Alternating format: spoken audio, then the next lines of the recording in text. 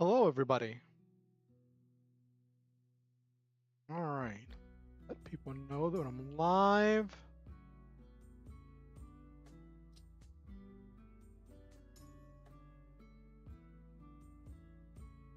Oh, Stream Elements bot's already running. That's fast.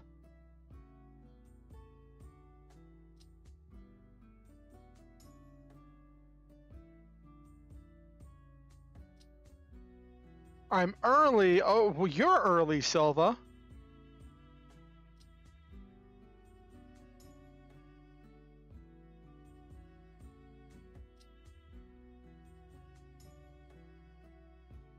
All right. Check out that. You're super early, Silva.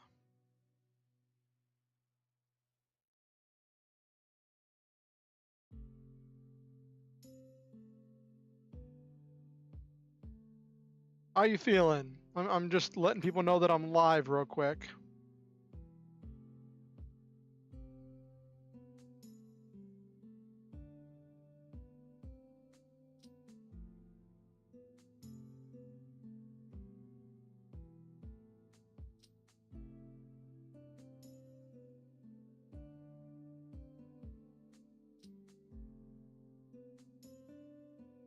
I said, how are you doing?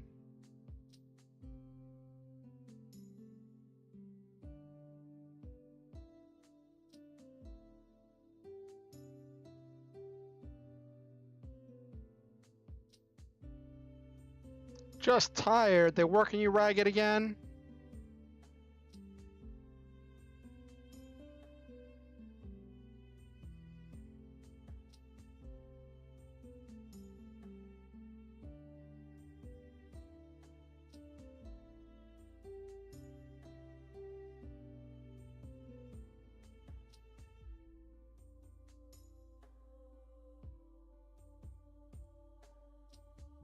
One of the other guys put in their 2 weeks and the last day was Wednesday. Oh goodness. So you were already shorthanded before, and now you're even more shorthanded.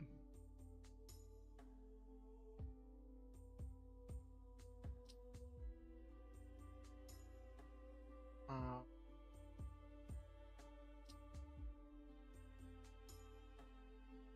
Here we go. There's the self-promotion tab.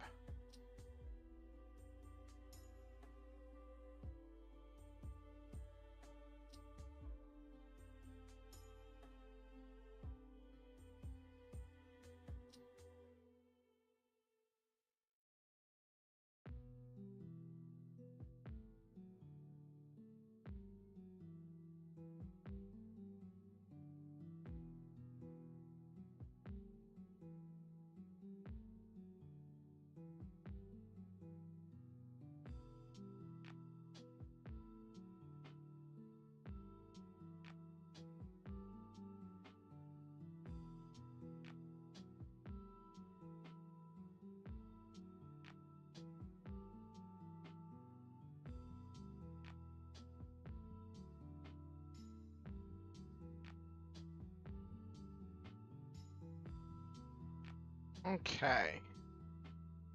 I have promoted myself.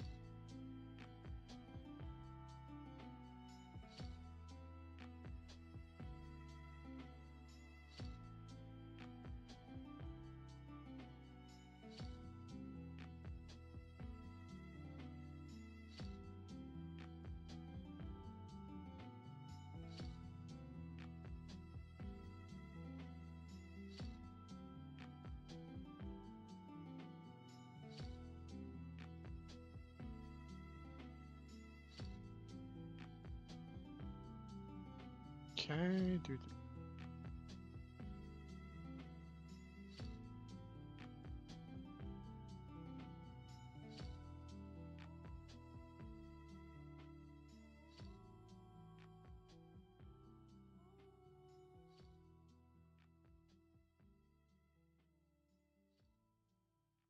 Okay.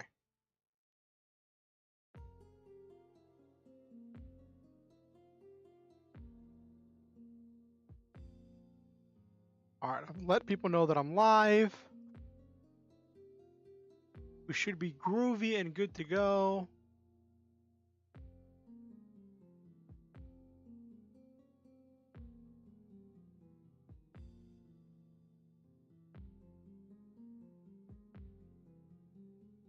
So do you know if they have anybody lined up to promote to fill the openings that you've got now, Silva?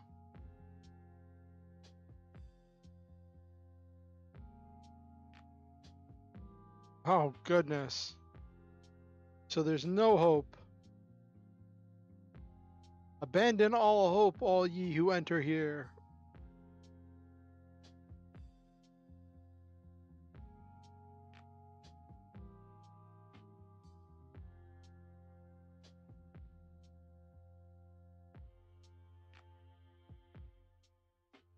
Surprised they didn't try to make an offer to the dude who put in his 2 weeks, or try to do something to keep him.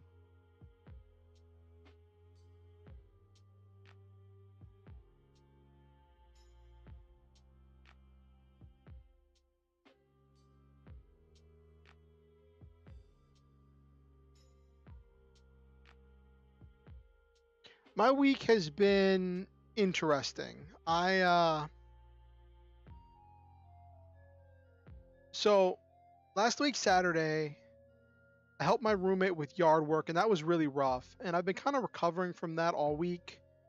And it's been this interesting thing where, like, my mother has called me like 3 times this week. I think she called me during the Monday stream. And then she called me like 2 days ago when I was half asleep, and she called me as I was waking up. And I was like, what in the world? And she was just like, you know, just checking on you and blah blah blah blah blah blah blah blah. And I'm like, okay. And then this morning she called me and she's like, yeah, I heard about the smoke. How are you doing? Are you staying inside? And I'm like, yeah, I'm fine. Like, I'm okay, I guess. And my mom was saying something about how, like, I didn't call her back and she wants to interact with me and this, that, and the third. And like,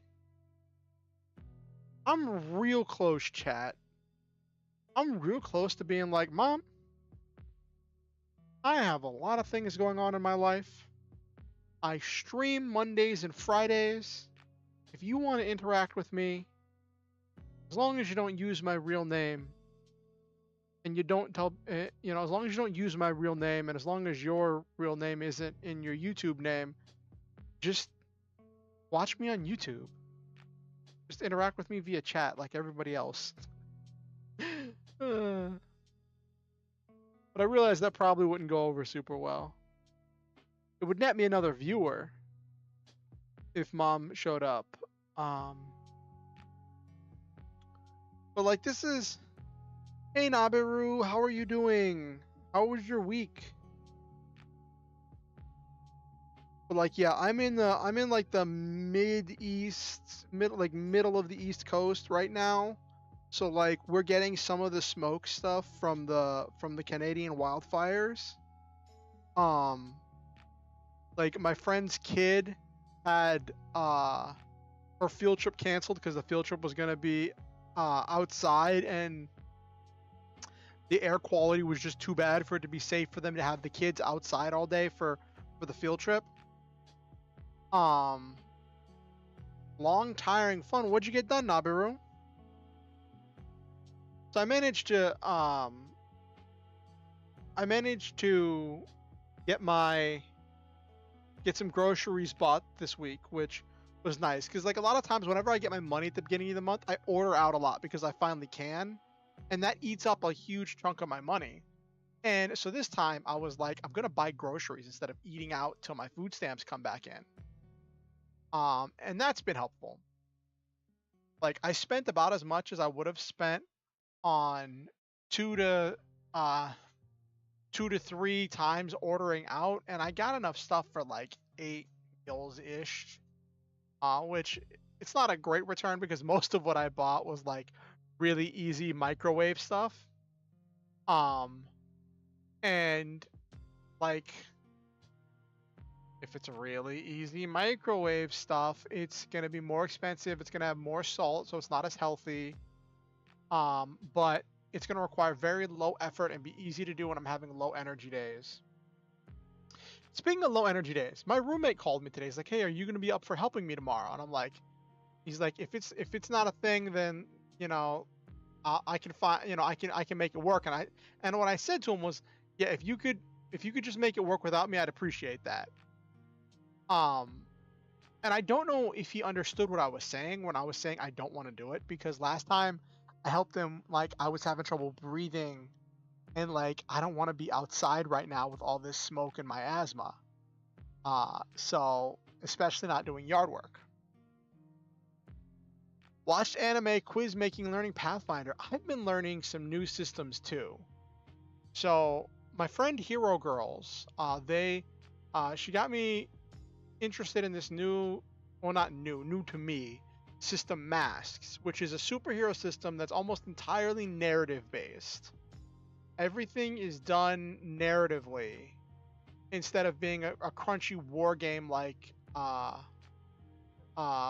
D&D or Pathfinder. It's this very like loosey goosey, relatively rules light game. Though I do have some gripes with it. For a rules light game, there are a lot of restrictions on what you can do, and like how things have to happen. And something about the way the rule book is written is kind of like wonky to me. But like I'm not saying it's a bad system at all. It's just that's the way it's written. And then Okusen, um, who you all know and see often whenever they come into chat, uh, got me turned on to this other superhero system called Prowlers and Paragons. Now, my main game for a long time was Mutants and Masterminds. So I hear the name Prowlers and Paragons, and I'm like, that sounds like a direct, like, reference to Mutants and Masterminds, right? Like, the naming convention just seems too,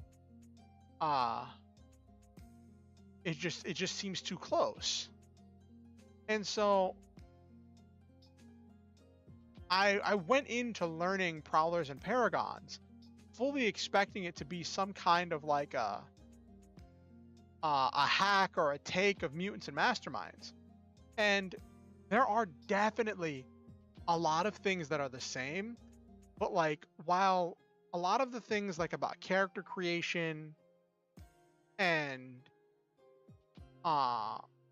some of the things about the setting and stuff are similar. Like it's a point-based system where like you have a set number of points and you build your character by using points on your abilities, your talents, and your powers. But and all of those traits, right? But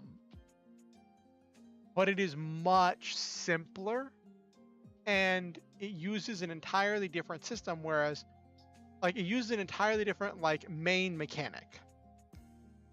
Where Mutants and Masterminds is you roll a d20, you add your modifiers, and you compare it to the DC like D&D, and then there's different mechanics for depending on what power you're using and what the resolution is of the effect that you're trying to do. In this, you have a pool of D6s where based on how many ranks or how many points you've invested into things, that will determine how many d6s you're rolling. And if you roll an even, so 2, 4, or 6, it counts as a success. But if you roll an odd, a 1, 3, or 5, it's a failure. If you roll a 6, it counts as 2 successes instead of 1. And then you take your number of successes, and then instead of a DC you're rolling against, different things, depending on the difficulty, will have a threshold. And then you subtract your threshold from your number of successes. And if you have anything left over after subtracting the threshold from the number of successes, then you succeed at the thing, and that determines who gets to narrate how it happens or how it resolves. And it's definitely interesting. It's an interesting mechanic. And like it has a lot of possibility. I don't know all the powers and all of the things. I've read most of the actual rules. Enough things are similar about like the way the game actually functions, that like I'm fairly confident with what I know now. If I didn't have to help players with character creation, if my players had like preset characters and I had some pre-made enemies and villains to use to fit into a world that I could create, I'm confident that I could probably run a game of Prowlers and Paragons. It wouldn't be the best game, and it definitely wouldn't be actual play worthy. And it would require my players to be really patient with me, but I'm confident that I could make it work. Which that might sound a little bit arrogant, but like, I think some of that just comes from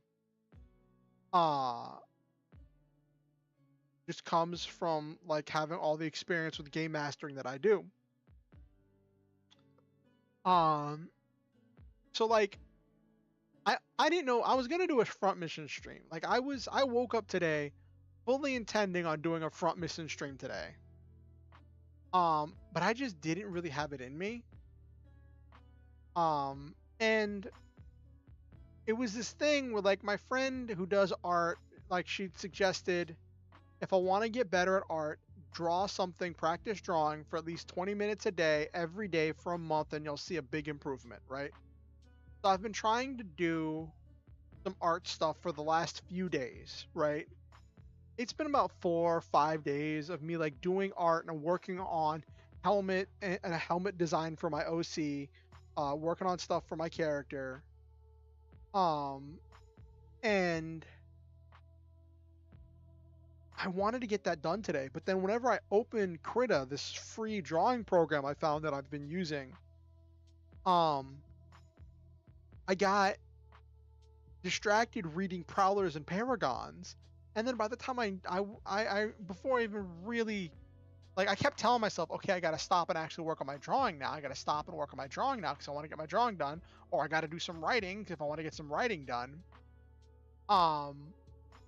And before I knew it, it was coming up on, well, I kind of like, it wasn't like before I knew it. It's not like I snapped my fingers and it was like 7 p.m. Like there were like 3 or 4 periods of time in there where like I would look at the clock and I'm like, oh, I need to stop. And then I wouldn't stop. And I was just getting consumed with Prowlers and Paragons and learning that system, which is funny because I don't have any Prowlers and Paragons games scheduled. So like I'm not, it's another one of those games that I'm reading to read and to learn about. But I'm probably not going to get a chance to play or run unless something changes with my situation. And my, like, the reason why I want to learn masks is because Hero Girls, a VTuber friend of mine, has said that she is planning to play a game of masks, and then she talked about the possibility of running a game and had mentioned that it was something she thought she could do on stream. And I told her, listen, if you do it on stream, if you do a masks game on stream and it's a Monday or a Friday, a day that I would be streaming anyway, let me know and I would be up for playing. And so then that got me going. where I was looking through mask stuff to learn how to play, and it's a Powered by the Apocalypse game. So it's got playbooks instead of classes. And I was trying to decide, because if it was going to be something I was going to do on stream, I wanted to base it on my VTuber lore. So I was doing some research, and I found there was one of the playbooks that like really just spoke to me as fitting my lore. I'm not making myself in the game, specifically because I myself am older. I'm like towards middle age, right? Not exactly middle age, but getting there, right? And I am very much an adult. And one of the things with masks, one of the core pieces, the core tenets of the game masks, is that you're playing as teenage heroes that are dealing with all the things that teens deal with, on top of being a superhero, dealing with relationships and friendships, burgeoning emotions, and learning where their place is in the world. And one of the core mechanics of masks is influences and how other people influence you on what, and the labels. Like, they don't have like stats, they have labels based on how you think about yourself, and based on how you interact with people, that will change how you think about yourself, which changes how you interact with the story. And then instead of taking damage, you gain conditions which give you penalties on different things. And then whenever you can't take another condition, you like get, I think you get like knocked out, and there's like some other consequence and something, right? So like it's got a lot of possibility. It's a very, Masked is a very narrative game. It doesn't have a set in stone way to do combat, which I feel kind of weird about. I feel kind of weird about, but like, it's Powered by the Apocalypse game, so it's not exactly, it's much more of a narrative game. It's about having moves, it's about moving the story and interacting with the game. So that's kind of what's happening with that. Now, as for what I'm drawing with, so I'm going to be working on my OC, which is going to be kind of based on myself. Well, based on my VTuber lore. It's going to be like another Star Hunter who's in a similar situation to Orion. But it's going to be slightly different, and it's going to be a teenager. And I wanted to work on some art for that. That's going to give me some ideas for whenever I get some more art done for this model, because I want to get armor. Oh my gosh. So something hilarious happened the other day. I was talking to Hero Girls about like armor, and I was showing her how far I'd gotten with drawing a helmet for my character, right? And he mentioned Mystic Knights of Tir na Nog. And she's like, I won't go into all the details because I don't know what she shared and what she hasn't shared, but she mentioned that series. And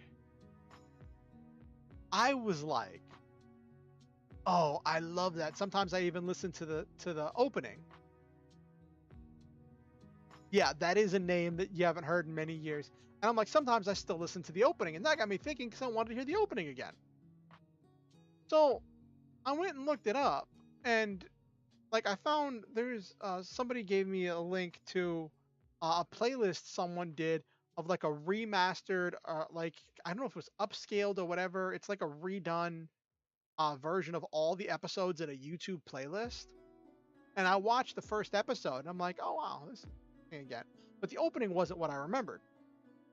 And I looked it up, and it's like, every time I found the opening, it wasn't it.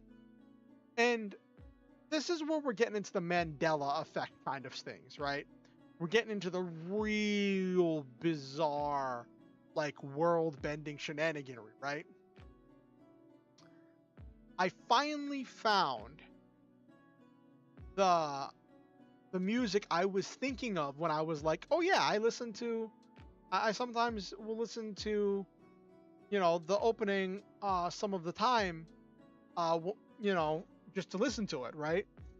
Because like it had cool lyrics. Because if you remember, the U.S. opening just was like Mystic Knights of Tir na Nog, like we're chanting with like music in the background. The opening I was thinking of was never televised in the U.S. The opening I was thinking of was the German opening, which for whatever reason was in English. It was like the German / EU opening, which has these lyrics and has this like upbeat tune to it. It's kind of like a folk jig. I definitely suggest like looking up the German opening to Mystic Knights of Tir na Nog. But right, it was a classic. I think it'd be interesting if they did a reboot of Mystic Knights of Tir na Nog. But yeah, Mystic Knights of Tir na Nog is one of the reasons why I have a grudge against Power Rangers Lost Galaxy. For those of you who don't know, Saban canceled the planned second season of Mystic Knights of Tir na Nog in order to take all of the budget, the money they were going to use to fund the second season of Mystic Knights of Tir na Nog, and funnel that money into Power Rangers Lost Galaxy in order to increase the Power Rangers Lost Galaxy budget. A lot of that was required because they kind of were like, we went to space with Power Rangers in space, and then we want to still be in space for the next season.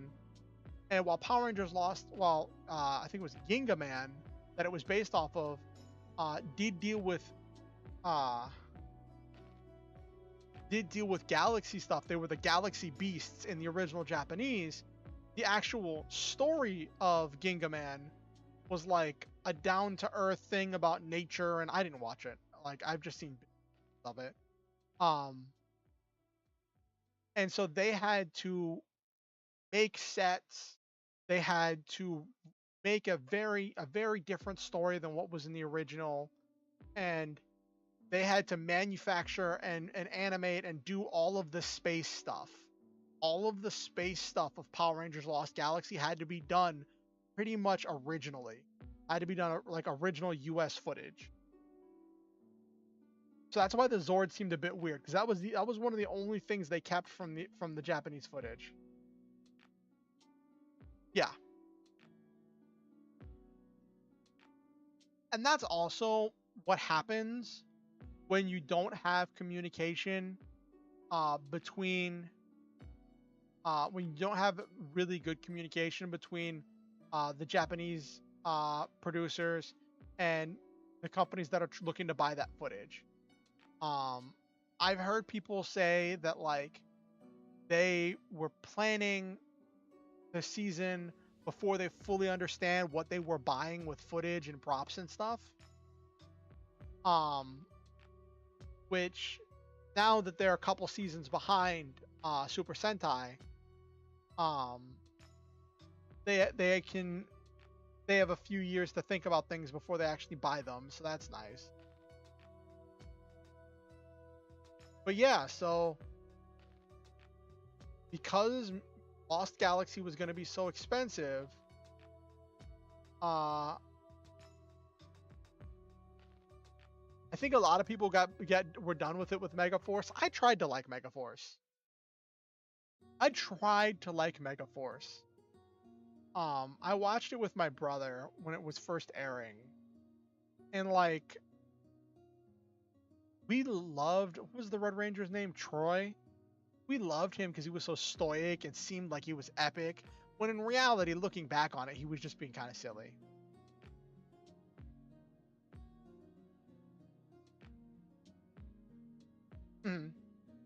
I think it would have been interesting if they were going to lean into the pirate theme, if they leaned into the pirate theme and done a thing where like at the end of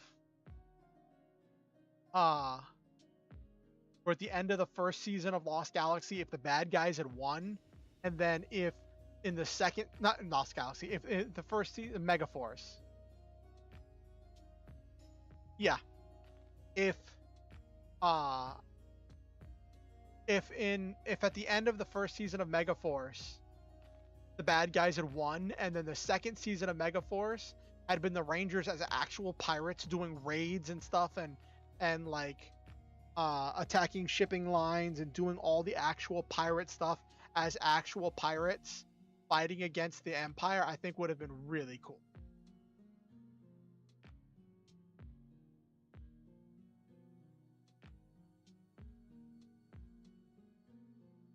Megaforce had a lot of problems.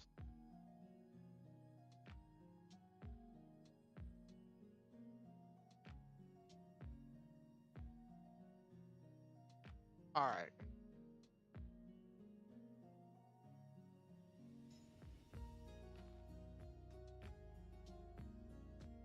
Okay. So some of you may have noticed, most of you probably didn't. Yeah, it was definitely more like buy our toys. But the thing is, there have been good shows. Well, yeah, because Captain Marvel was an actual pirate. Troy was a high school kid.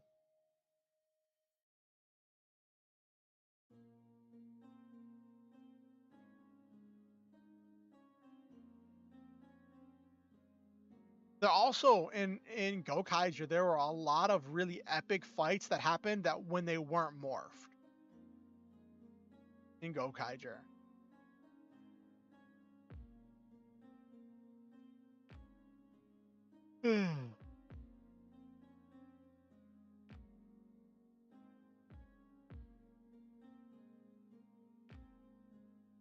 Yeah.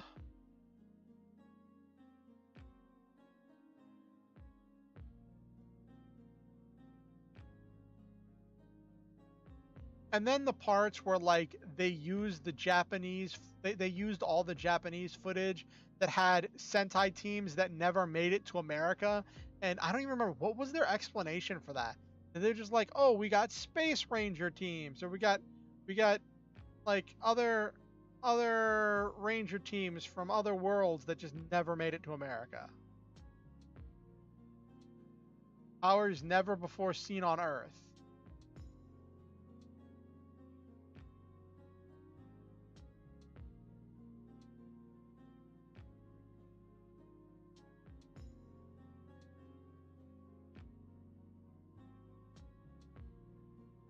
Also, we're back to the medieval lo-fi tonight, because I haven't done that in a while. I've been working on like updating things. All right.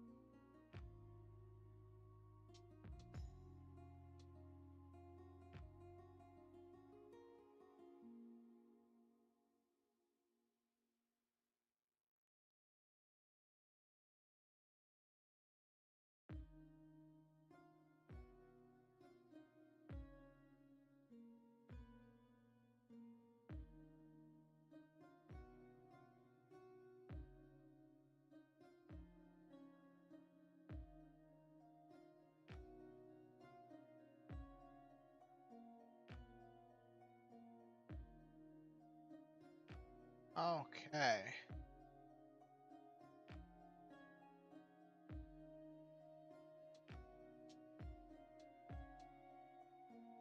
Let's get to my struggles. I was just looking on Twitter to see if there was anything cool to talk about.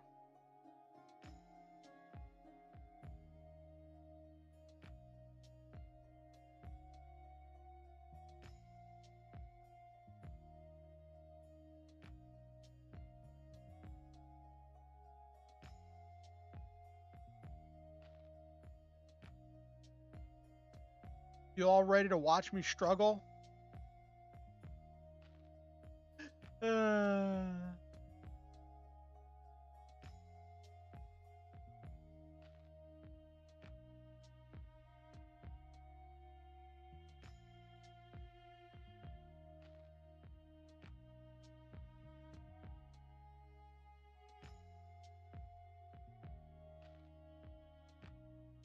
Hey, CeeLo, how are you doing? Hey, Okusen, good to see you.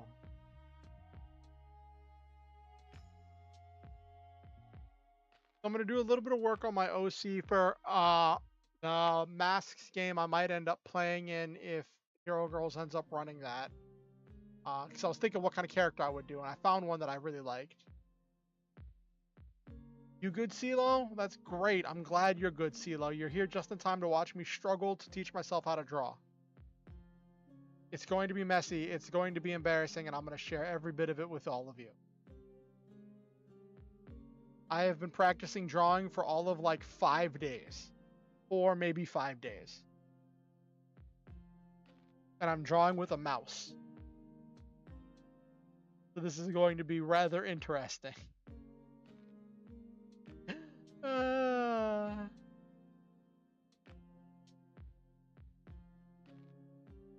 mhm.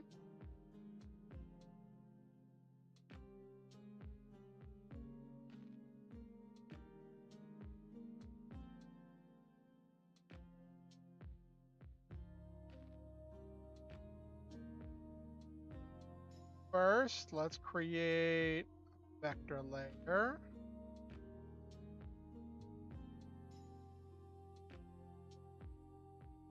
I do a lot of my stuff on vector layers, so I'm using Krita, which is a free drawing program that has a lot of tools. I like it better than GIMP because it has a lot more drawing tools than GIMP does. Like where GIMP has a lot of like photo editing tools. Like this has some photo editing tools too, but like this just has way more drawing tools.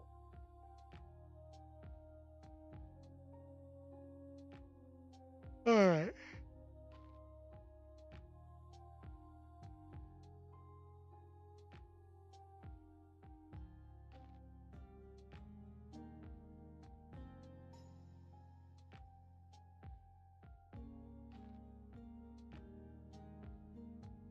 All right.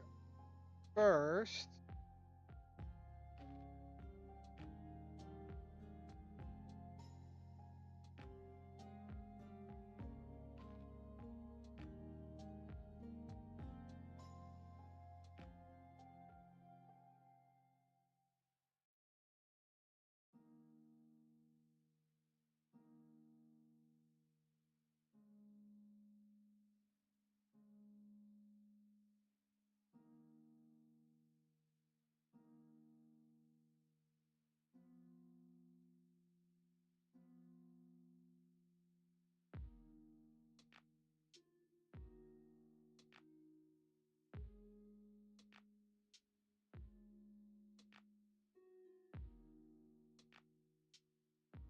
okay.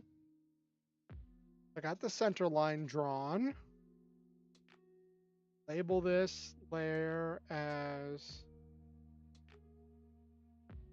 doing a drawing stream, Tom. I'm goofing around with learning to draw. How are you doing? How was your week, Tom?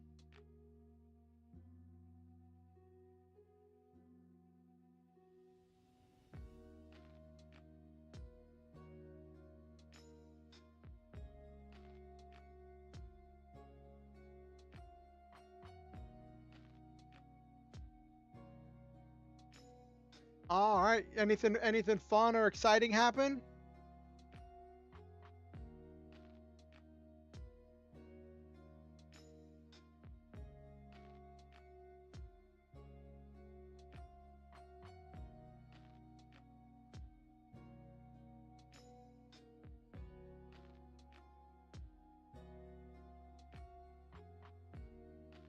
Nothing too exciting? All right.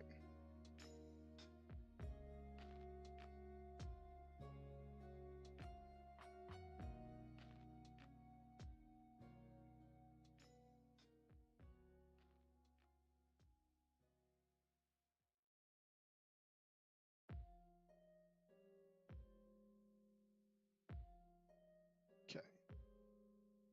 That.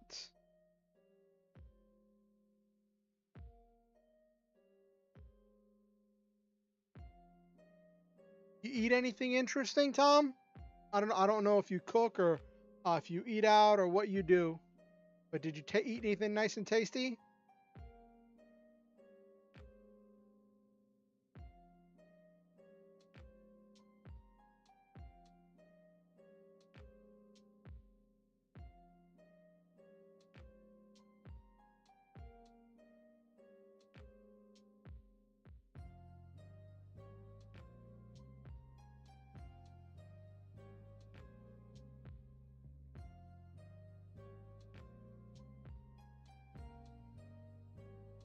Beef stew tonight, ravioli, meatballs, and garlic bread last night. Ooh, nice.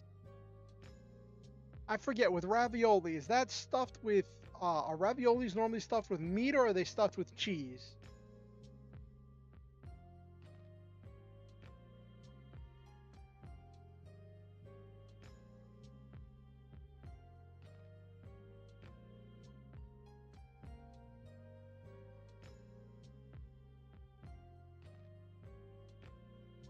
Could be anything. These were cheese? Oh, nice.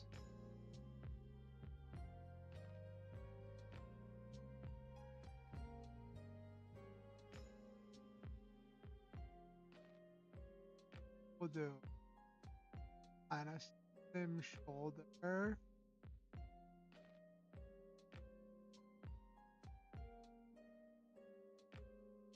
That might be a little bit off center, but that's okay. Actually, let me check. Let's see what I can do.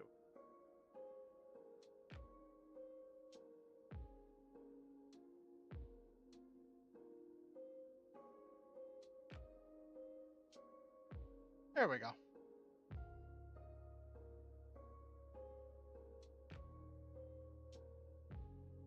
That's that's where the neck meets the shoulder.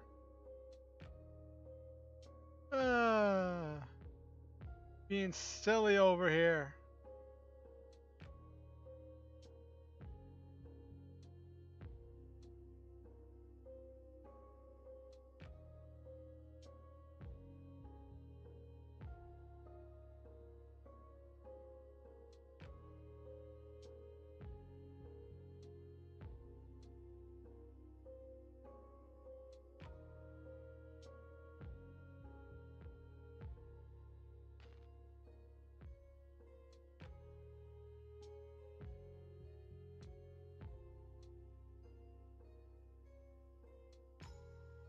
Ninja Force showed us that they make up the henshin phrases and poses, so gotta wonder about some.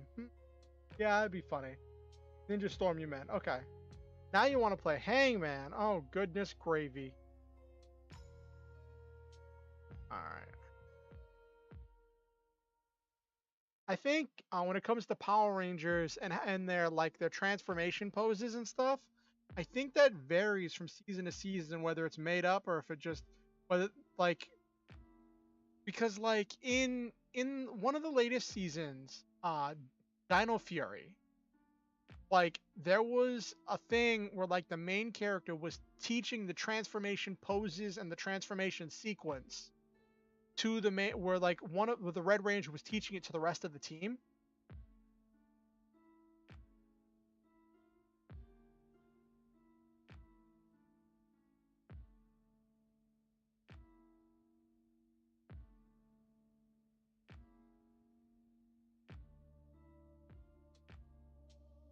No. This is not gonna be tall enough. I'm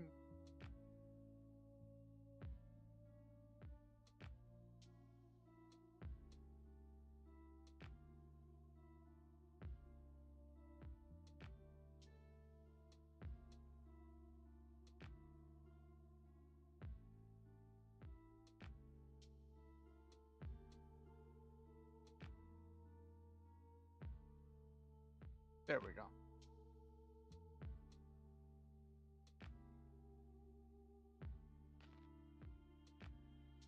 All right.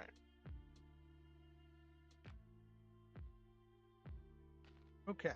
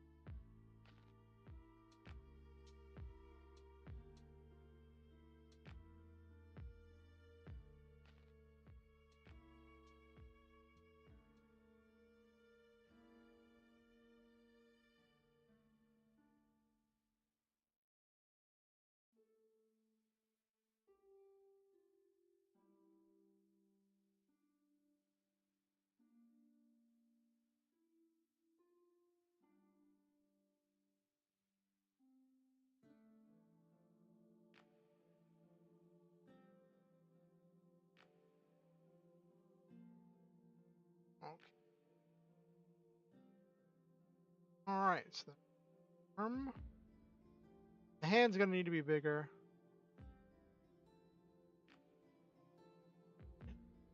Okay, Tom. Stick figure isn't grabbing anything. Uh...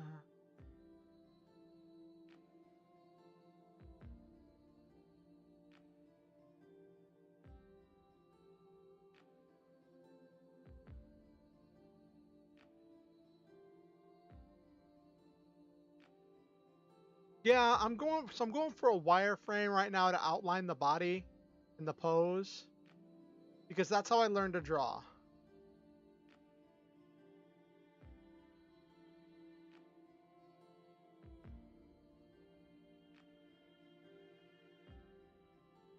You're so silly, Tom.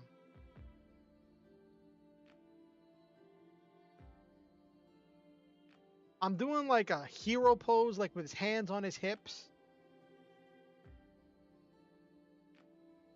That's kind of where I was going with that.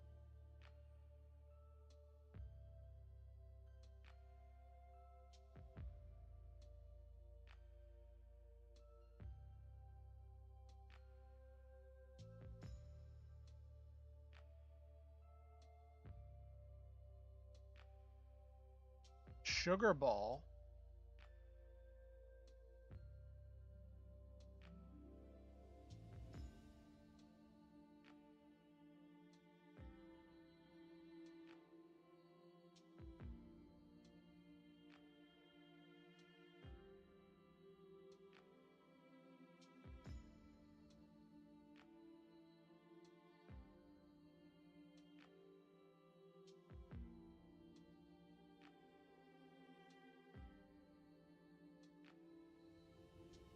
Sugar bowl has two handles. Oh.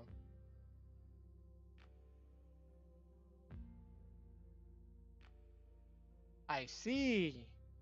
I see, said the blind man to the squirrel.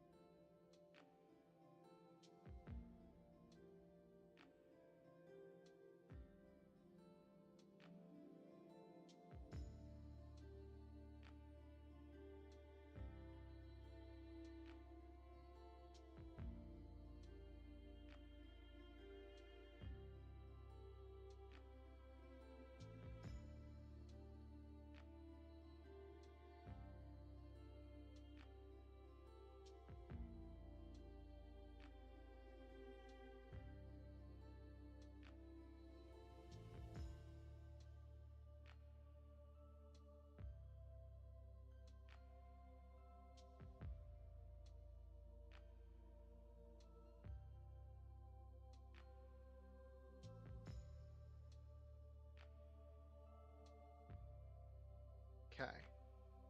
Right now I'm just making a wireframe to outline the pose I want. Then I'm gonna like start fleshing it out with some circles, and then I'm gonna try drawing over the outline in order to get the base shape. Right now we're just trying to see what comes together.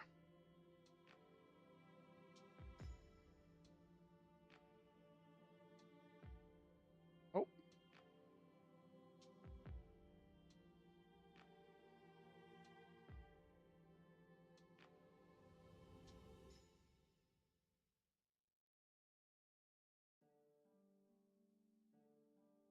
all right, this one.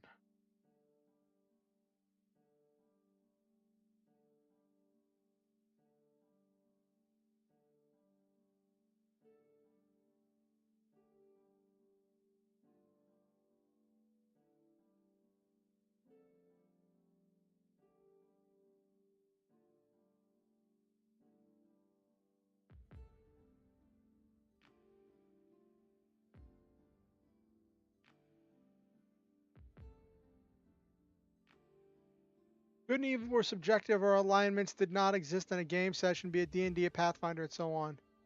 Give it a pirate peg leg. That's an interesting thought, Tom.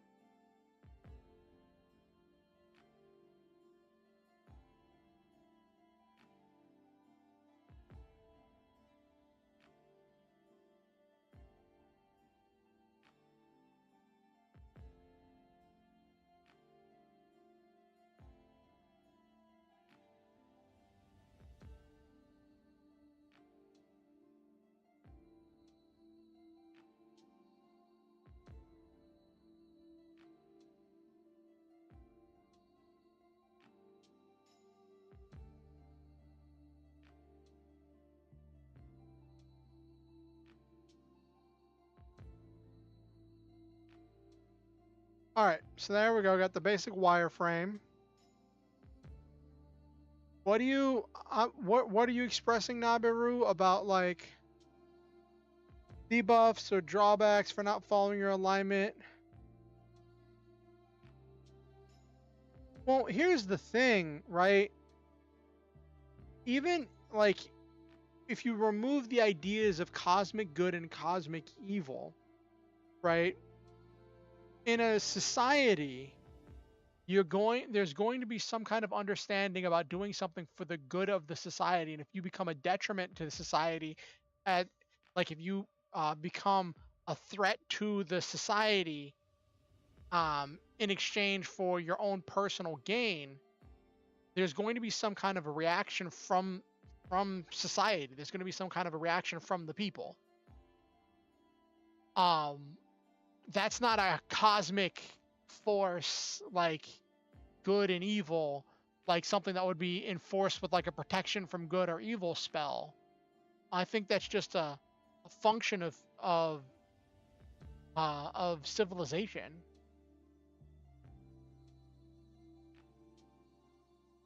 Okay.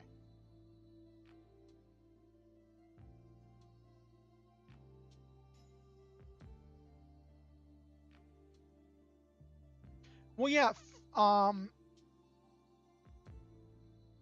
You. So like, I.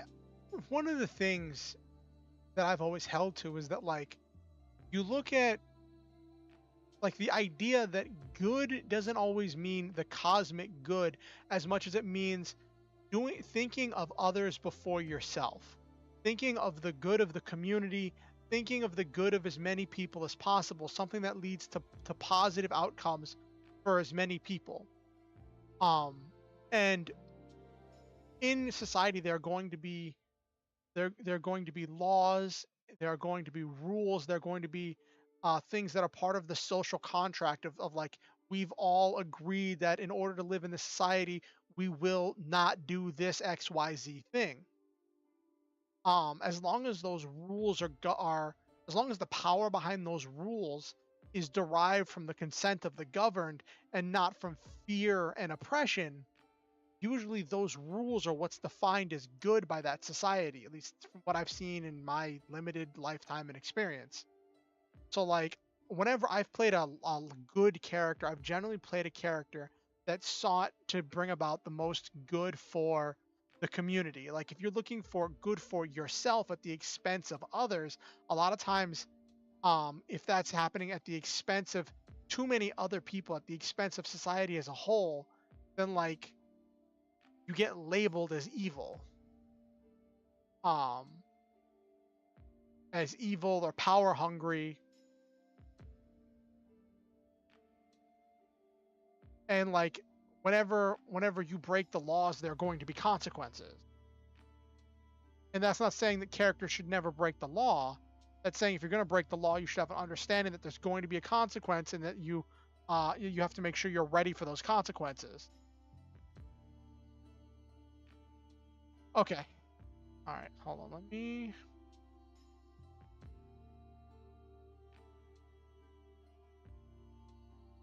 there we go. Cool.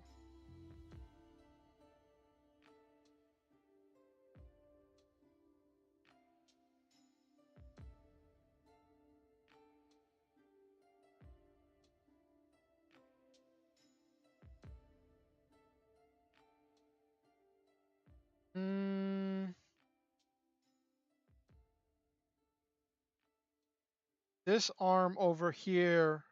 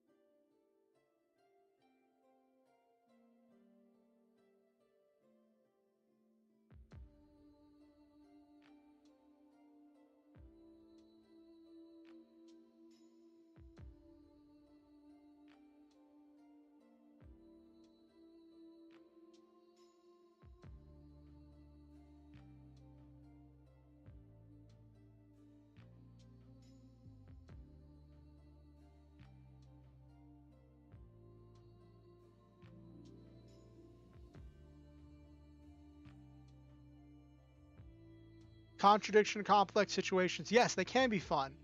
Um, you've just got to make sure you're ready for the consequences. This.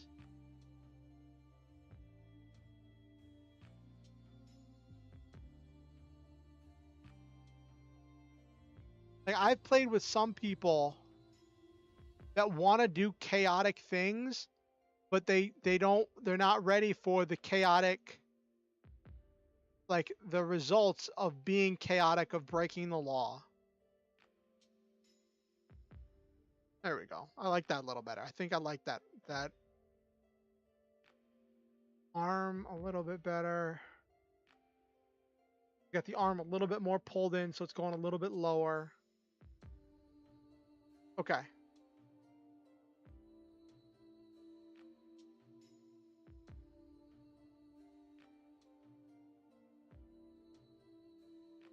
All right, so we've got the wireframe.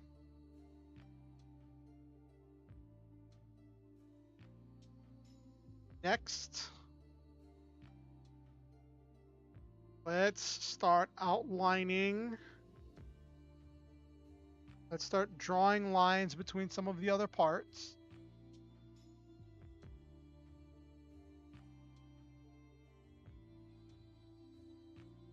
Okay. Creating a new vector layer.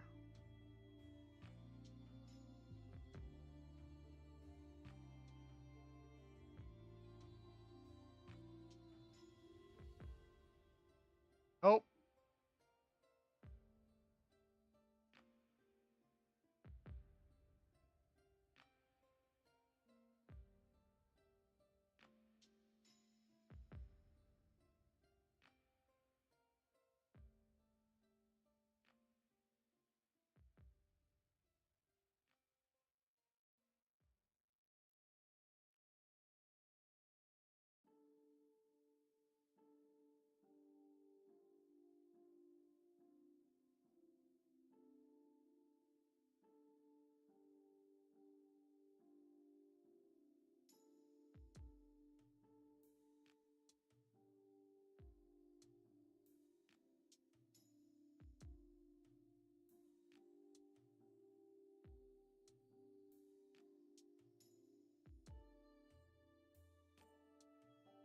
How do I do this?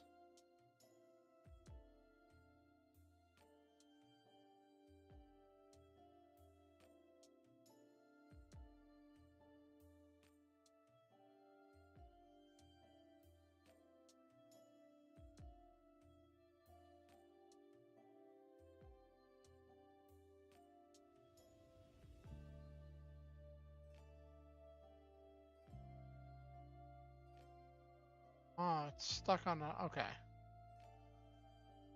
Um.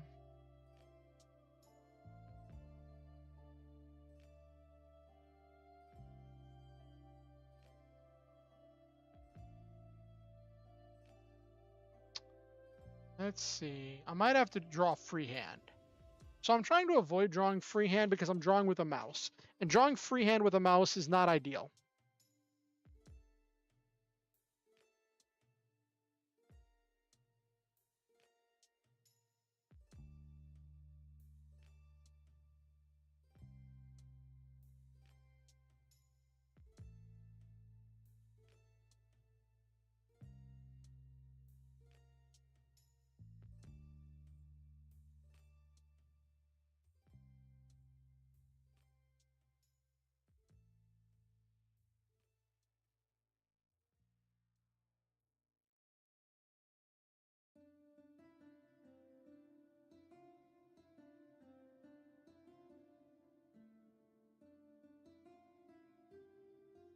Okay, I'm getting the hang of making these ovals.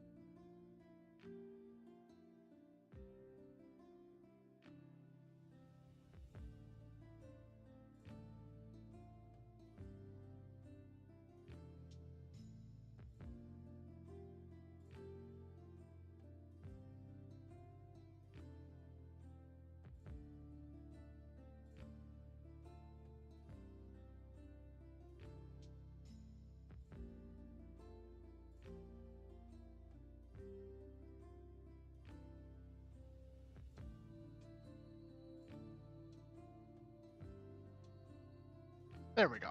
Cool. All right. I might end up merging these two layers. Because this is still a sketch.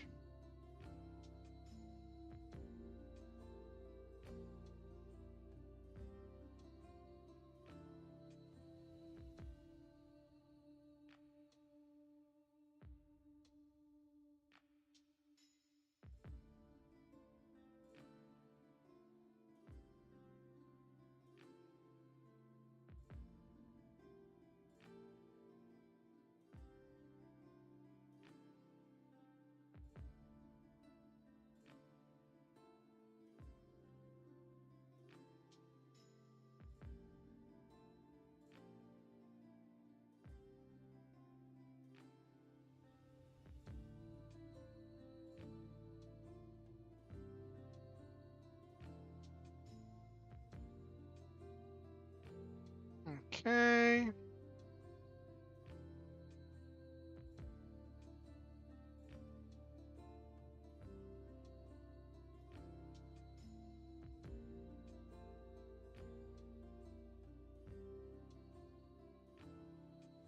Oh, I never finished telling the story. So I was talking about how I was talking to my other VTuber friend, Hero Girls, about Mystic Knights of Tirnanog and how I'd been looking for the opening, and I realized that the opening that I'd found that I remembered hearing was the German opening that I would have had no way of actually hearing when it aired, which means I must have seen it at some point, like in my adult life of like looking it up online, and then just my brain must have formatted it and thought that that was it.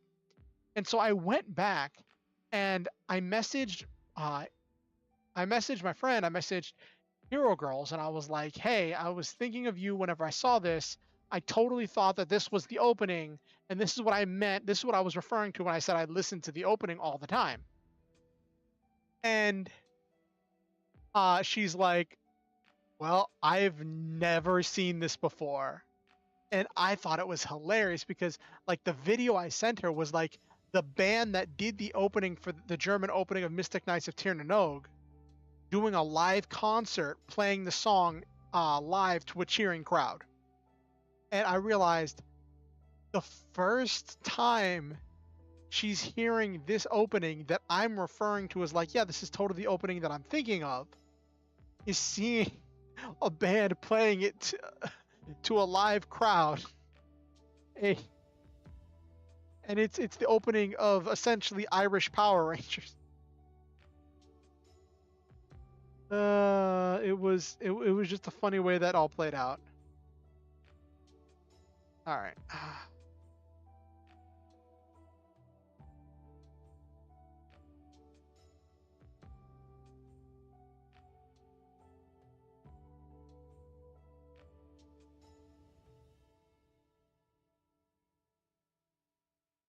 That muscle's too big. Let me make that a little bit smaller.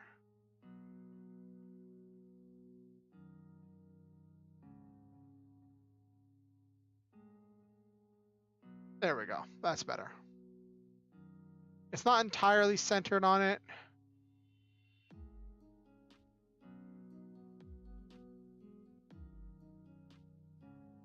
There we go. That's better. It's not entirely centered, but it's close enough.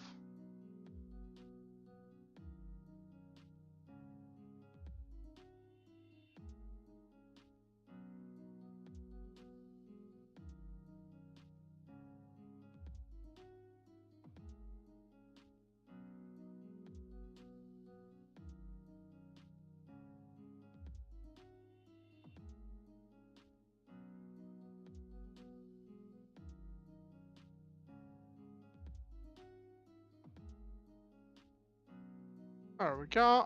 No.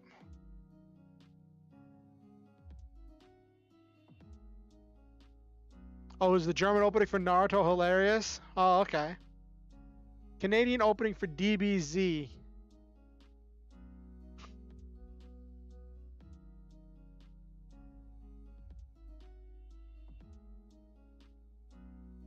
But like, I can't play it here because it's a copyrighted song. But if you ever get a chance, look up the German opening of Mystic Knights of Tirnanog. It's by a band called the Kelly's Family, and it's like this really high quality song. They scream Dragon Ball Z. Oh goodness. Okay.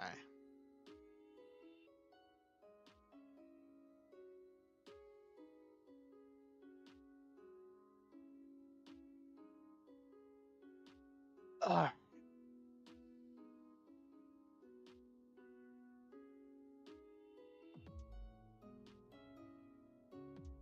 So these are going to be like the pectoral muscles.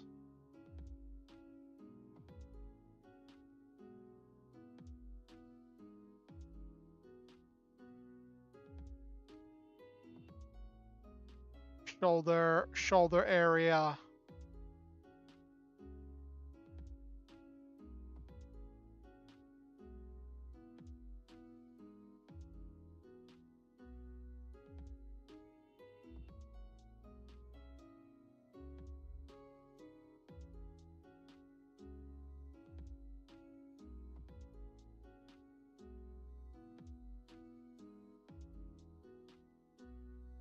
Okay.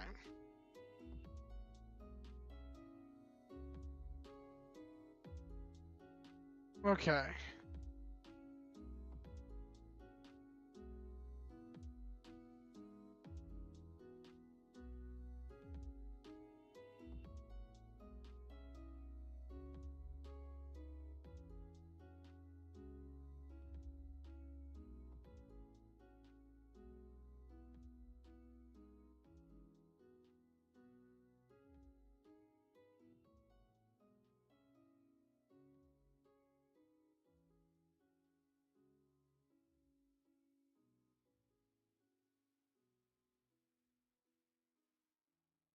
Probably flesh this out a little bit more. Put some more. Uh,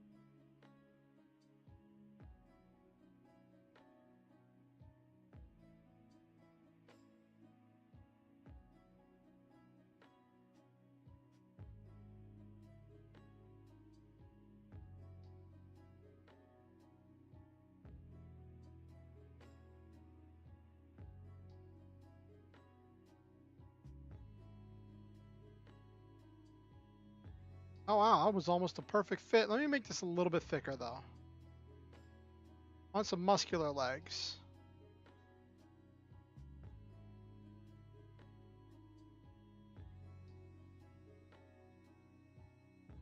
Not super thick. So like part of the reason I mentioned this in my announcement, my going live post, but like part of the reason I'm learning to draw is because I have all these ideas for all of these different suits of power armor, superheroes, mechs, all of these things. And I'm learning to bring them to life with words, but I also want to be able to bring them to life with art, like to get visual representations of them, to get them out of my head. Um,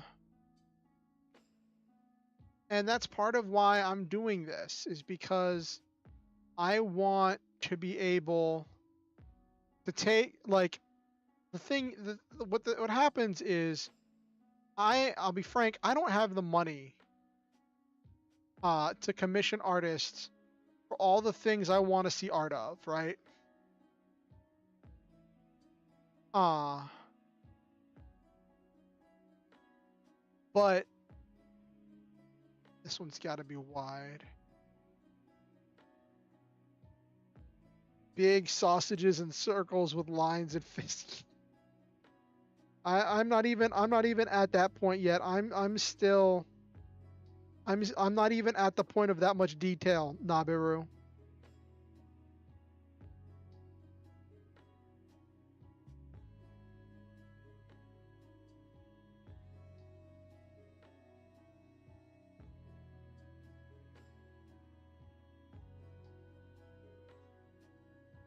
Okay.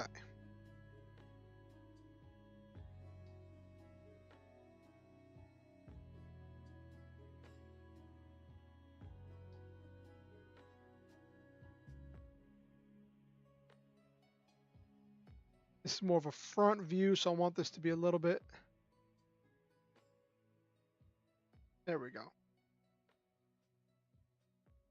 In the middle of those muscles, there'll be Pokeball. Oh my gosh, Nabiru, Nabiru. Yeah, now I can't unsee it. That just this is just a massive Pokeballs stuck together, Nabiru. So I make the wireframe disappear, and then it's just a mass of circles.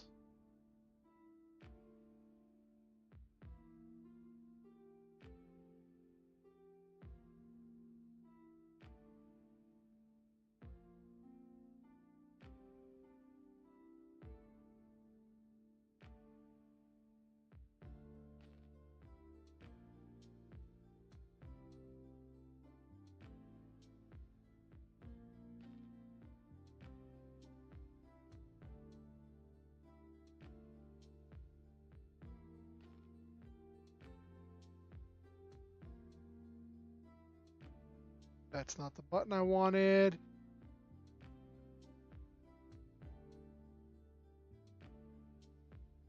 So when I first learned anything about drawing, it was from a thing where it was like learn how to draw like the Marvel artists draw, and this was one of the only things I remember from that was how to draw a wireframe and to draw muscles and stuff.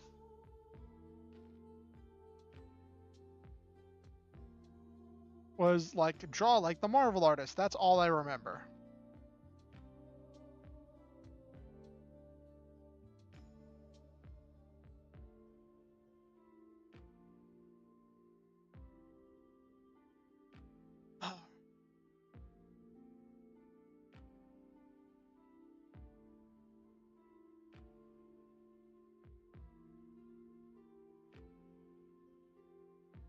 Okay.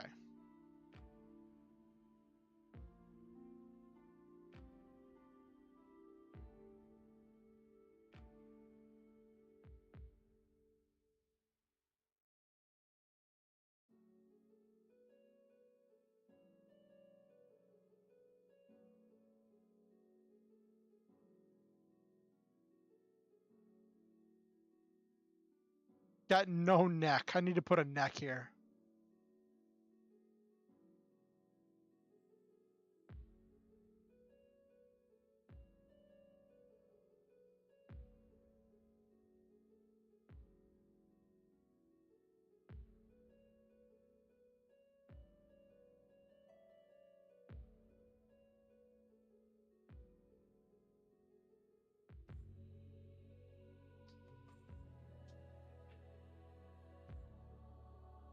Okay.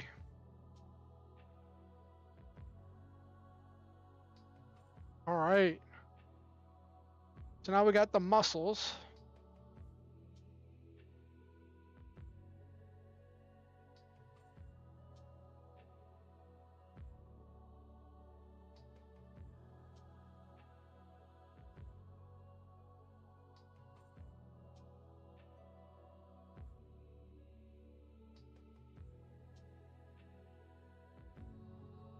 Now I just have to draw over it.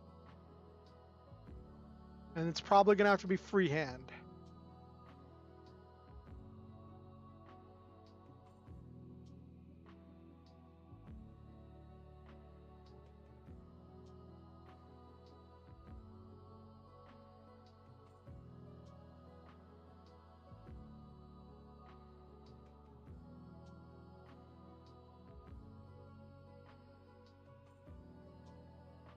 Okay.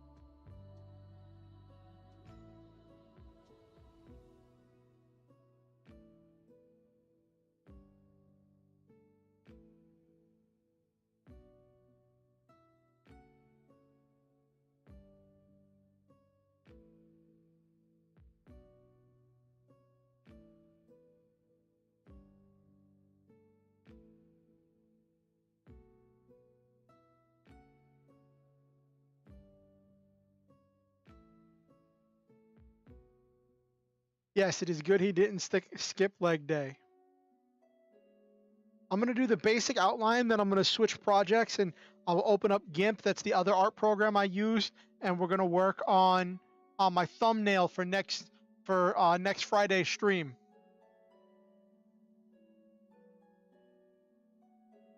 Next Friday, my stream is going to be starting way earlier.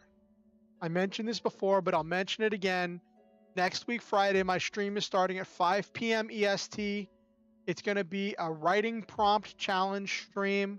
I'm going to be doing the stream with Hero Girls. We're going to be generating a prompt at the start of stream. And then the two of us are going to be talking about a lot of stuff, a lot of topics involving writing and inspiration for writing and all that stuff. And while we're talking, we're both going to be writing, and then we're going to like read and critique each other's short stories that we write at the end for the last little bit of the stream. So that's going to be exciting. I've never done any, I've done writing streams, but never one quite like that. So I'm definitely interested to see what it all looks like.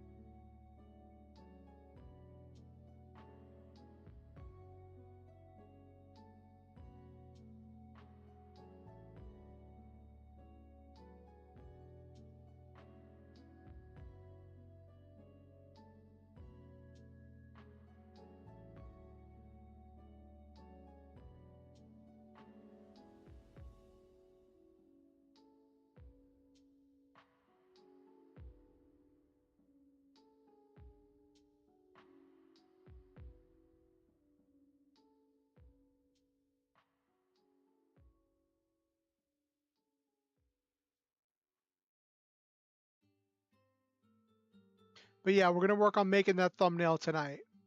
And I'll show you all the process I use for making my thumbnails.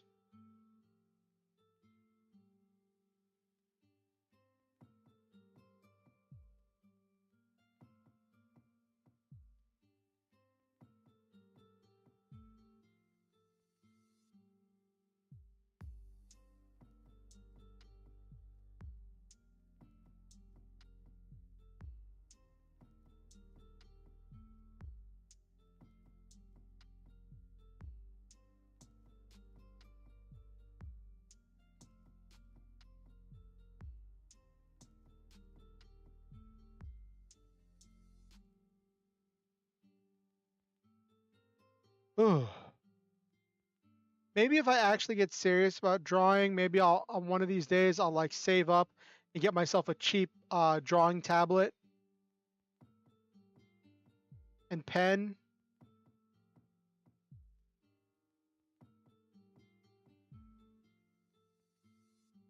This is a weird positioning.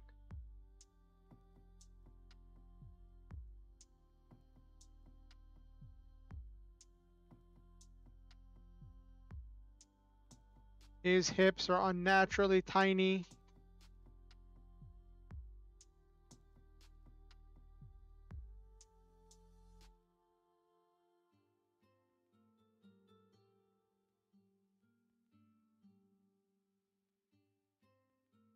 Would help if you all could see what I'm doing. Because I have this, I always forget I have this stuff cropped.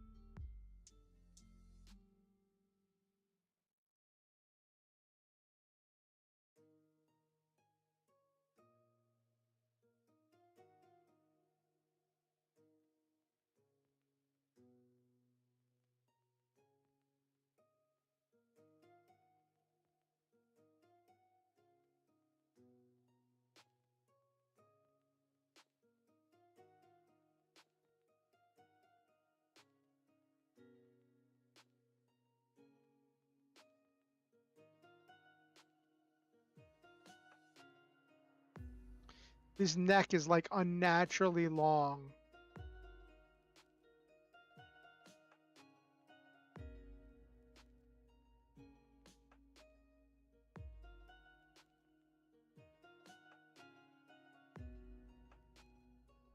Oh my gosh, that looks so horrendous.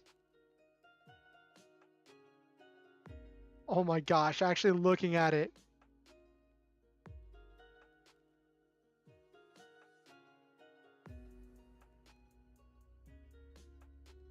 The proportions are so bad.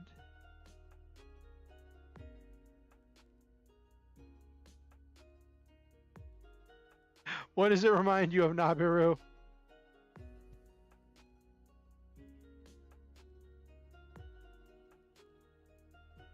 Oh, the struggles of learning to draw. Got a long way to go.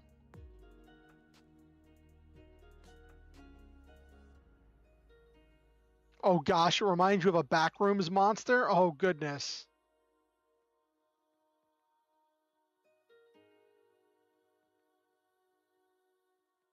I was trying to draw a superhero and I made a backrooms monster.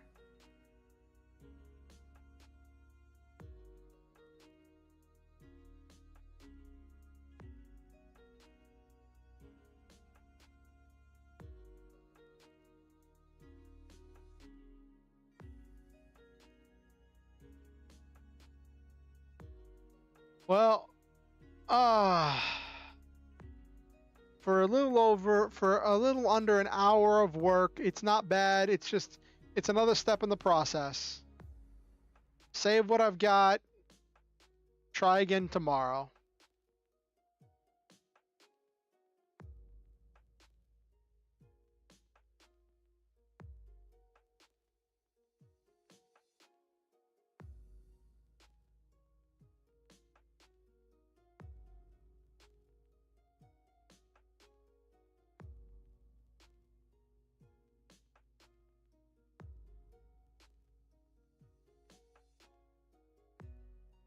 Okay.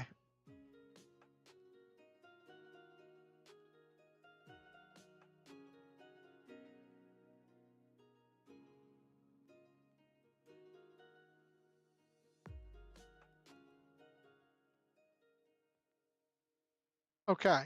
Give me a second. Let me get...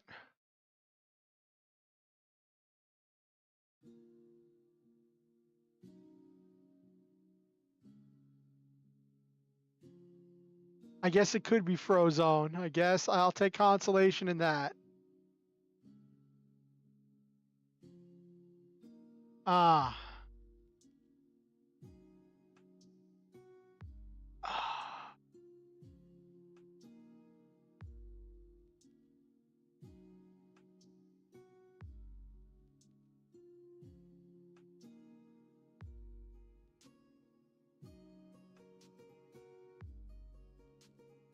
Okay, so this is the art I use for my free talk, and I'm going to use this art as the background. Except I'm going to get rid of this, get rid of the logo, get rid of the free talk.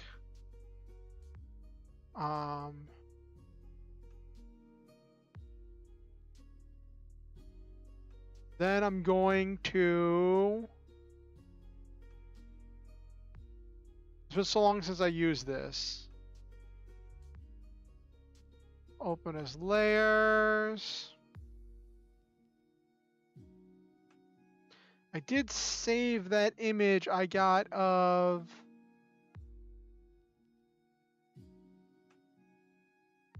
Please tell me I saved that image of... I have to scroll up and go back to Discord to get that image that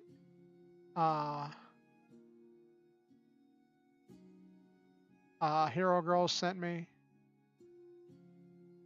I didn't save it. I thought I saved it. Should be...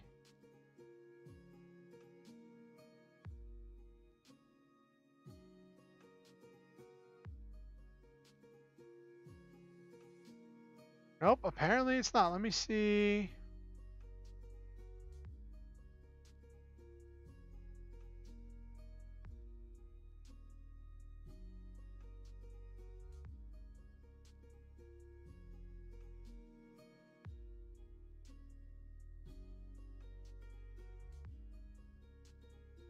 Ba, ba, ba, ba.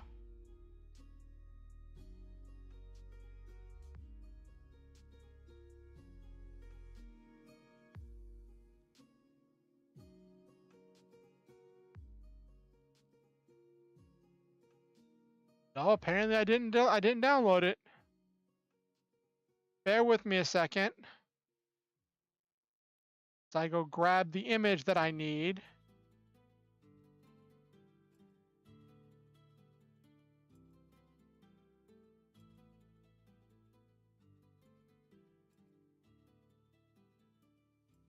Why in the world?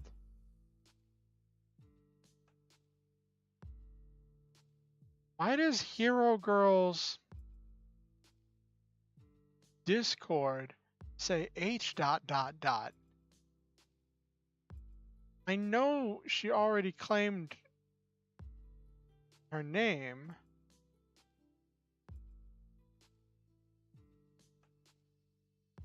All right.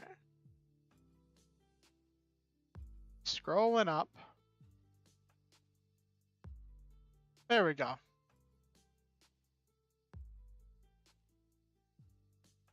Why is it not?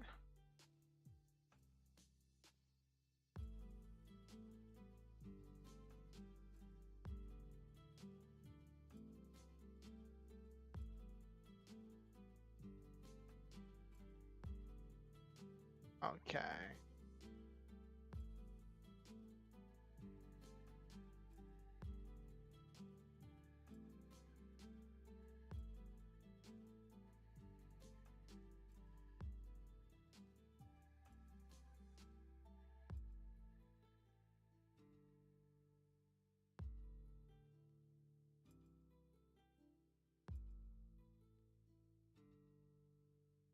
There we go. Now I got the picture.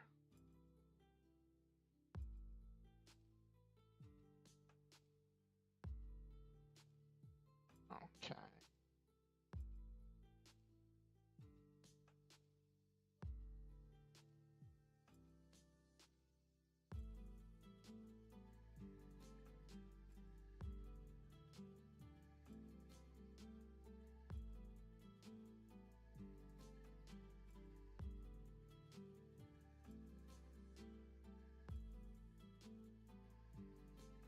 There we go. Got it scaled up.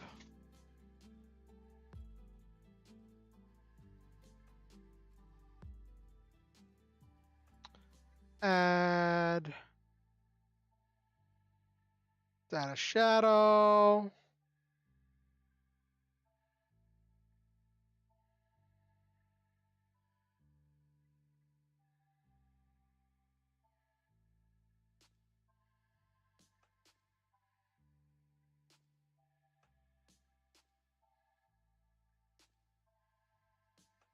Big red energy.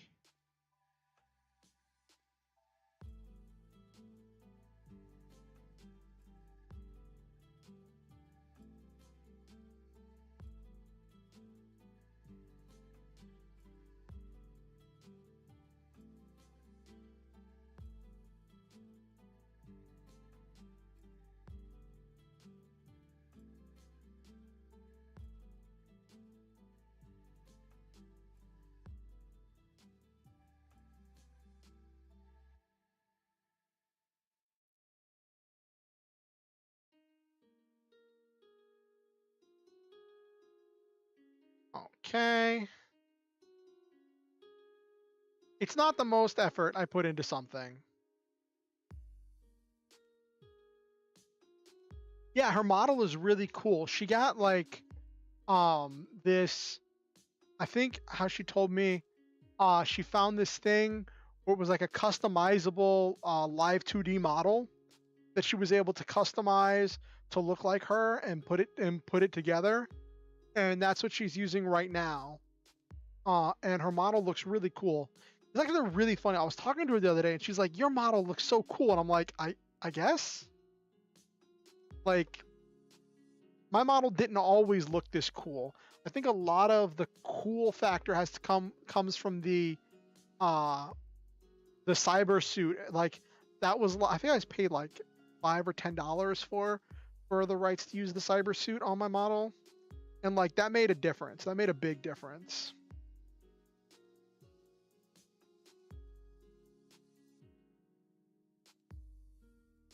Okay.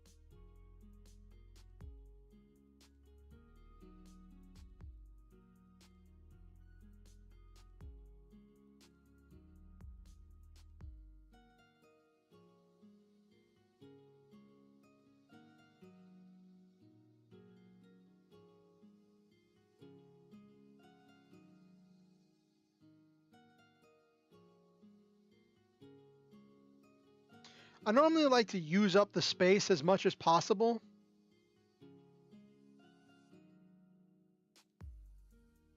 She is a very like boisterous personality. I just went with red because it matched the jacket.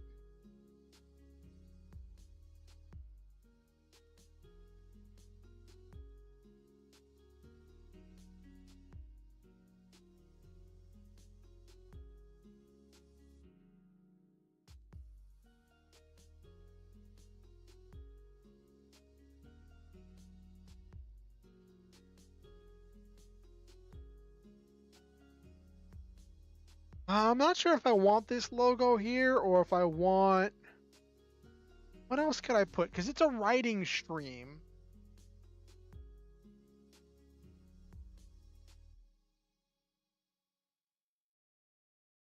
It's a writing stream, so...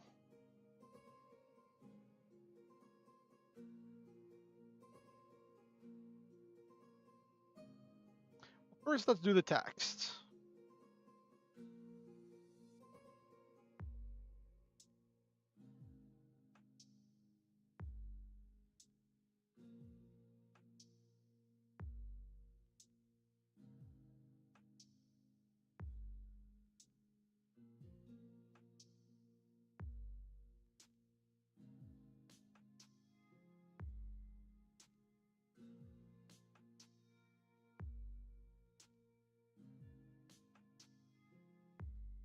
Evil clickbait, a random red circle or arrow somewhere so people fixate on it. Oh my gosh. I'm going to make it orange because red energy, yellow energy, orange energy.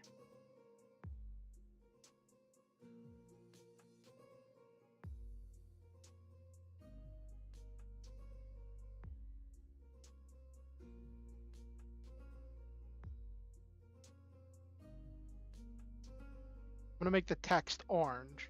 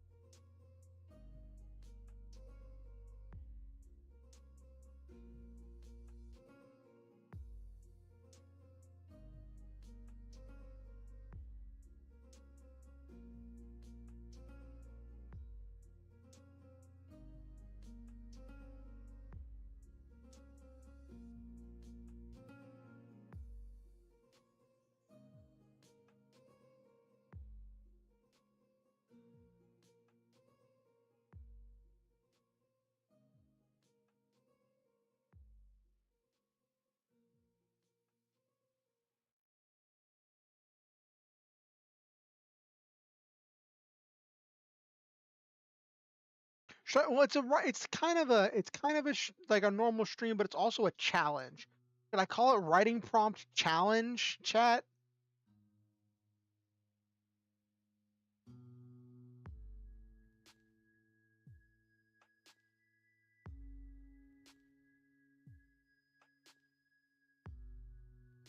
Maybe call it writing prompt challenge stream. Is that too many words? Or do I put writing prompt stream collab with Hero Girls? Challenges are fun. It is a challenge. Me.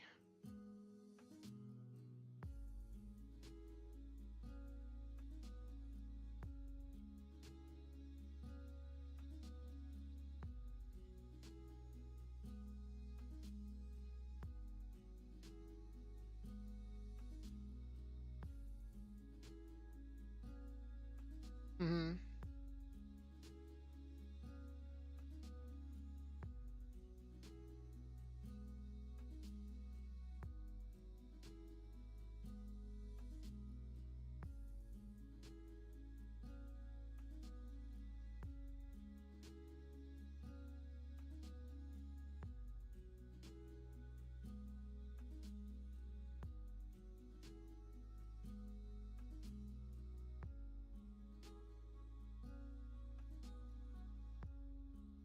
Collab with Hero Girls, writing prompt challenge.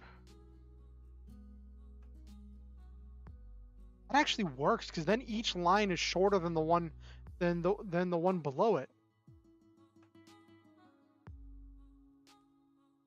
We're hoping like if this goes well, that this won't be the last one of these collabs we do. That we'll do more collabs in the future. I think Hero Girl said that she had a subathon coming up to celebrate her channel's anniversary, and was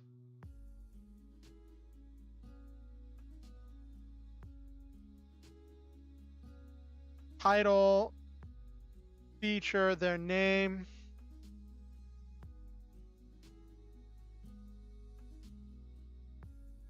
at their name. I'm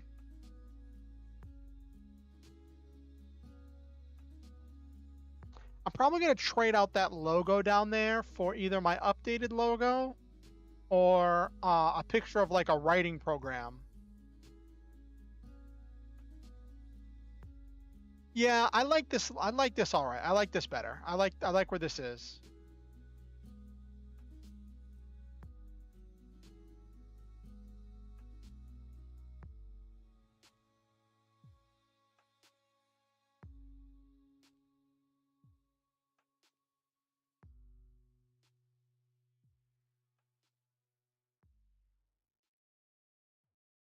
Okay.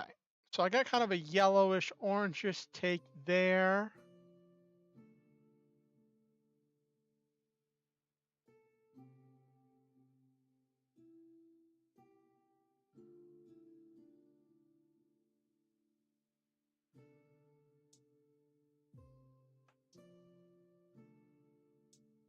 There we go. Kind of a red.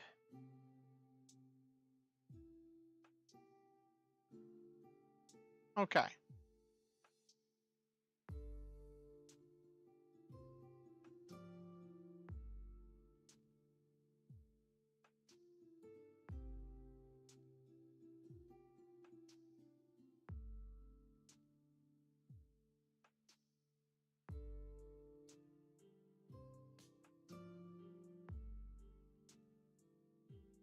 Okay.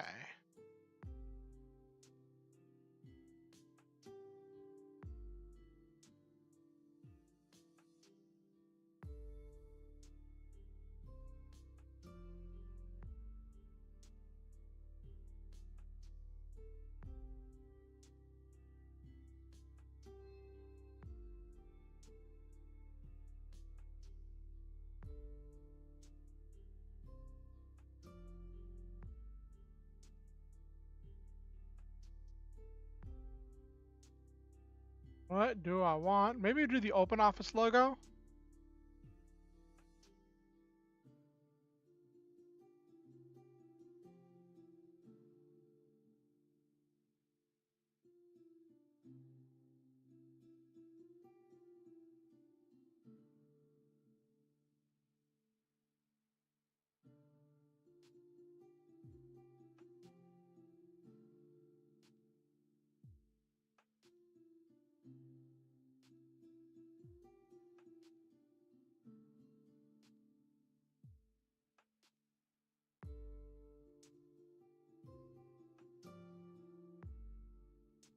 They're going to be a little bit of blue.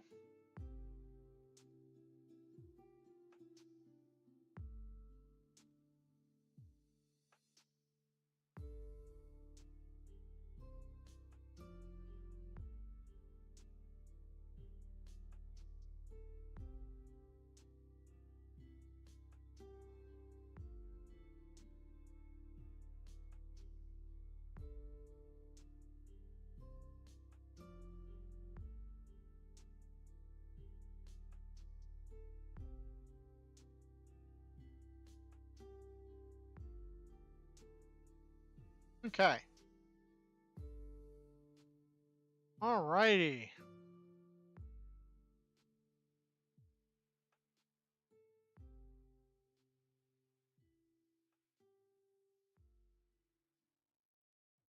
Alright, that's the thumbnail I got so far for it. Maybe... Let me move this up a little bit.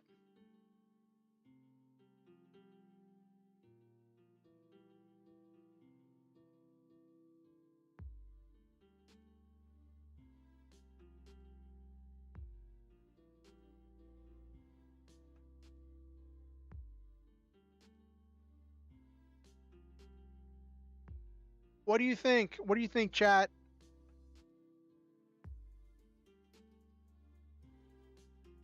That's funny. That took me all of 10 minutes to make that thumbnail because I was editing an existing thumbnail. That's honestly what I do half the time for like making thumbnails. I'll start with a pre-existing thumbnail I'm using as a base, put in a few images with a stock photo in the background. I try to keep my thumbnails super simple because I want to, yeah, I try to keep my thumbnails super simple because I don't want to get lost in the middle of like, I don't want to get lost in like the details, and I don't want people to get lost when they look at my thumbnail. I want them to look at the thumbnail and know exactly what's happening. Now, my one singular only one and only concern is that like it is a friendly challenge.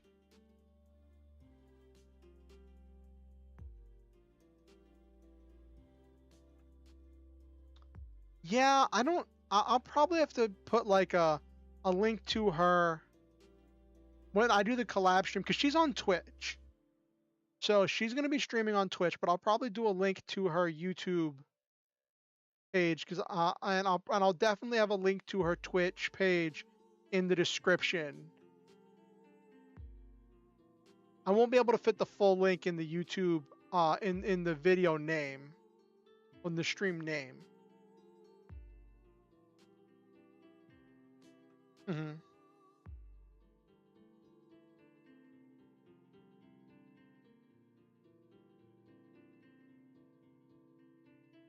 Okay.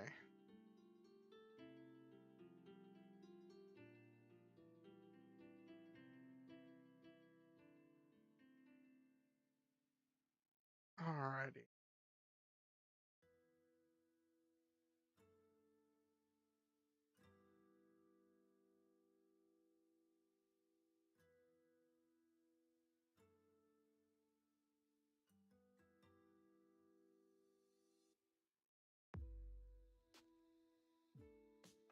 Okay.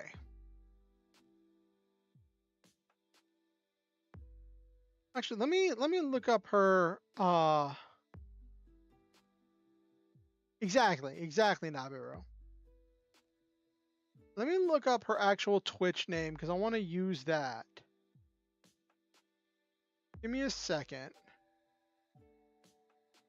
Please don't play music. Please don't play music. Please don't play music. I'm opening Twitch. Good, it's muted.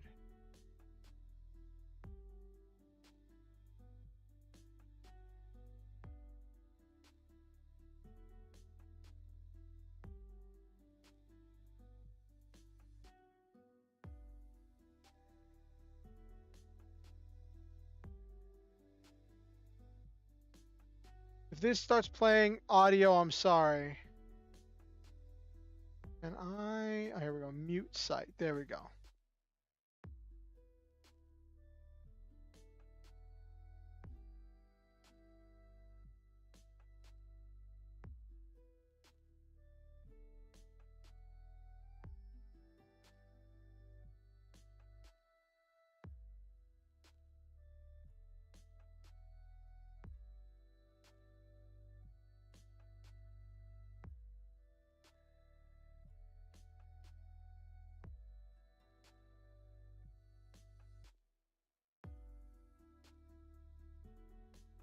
Okay, so her name is Hero Girls VT.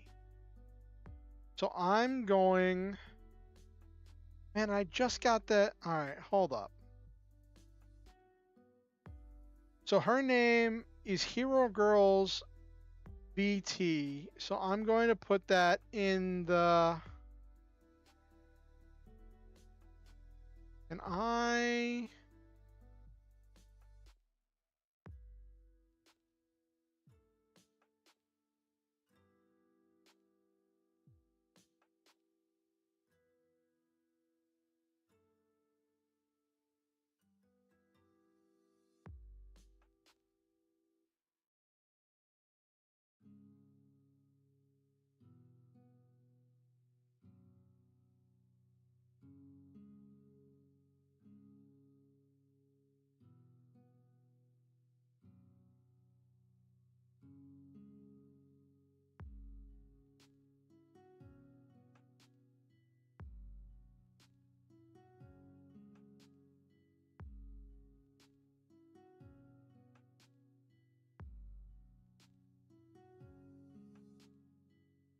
it dials back everything. Okay.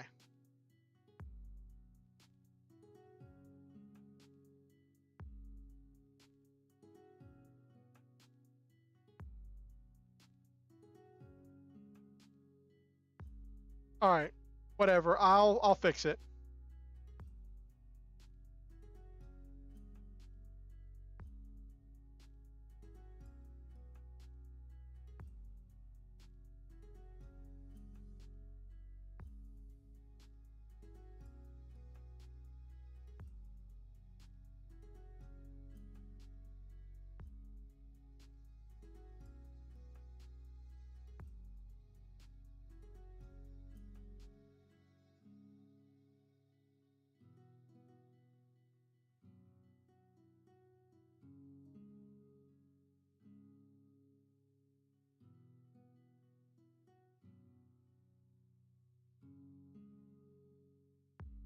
Collab with Hero Girls VT.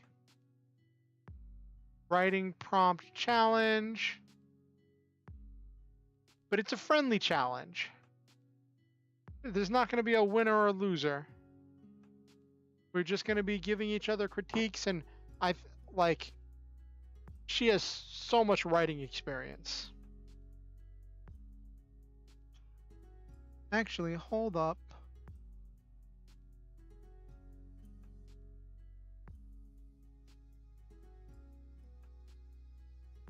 No.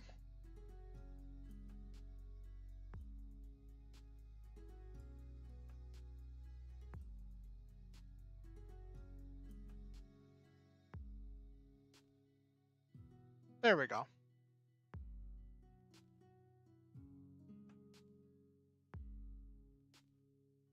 Then we did kind of a red.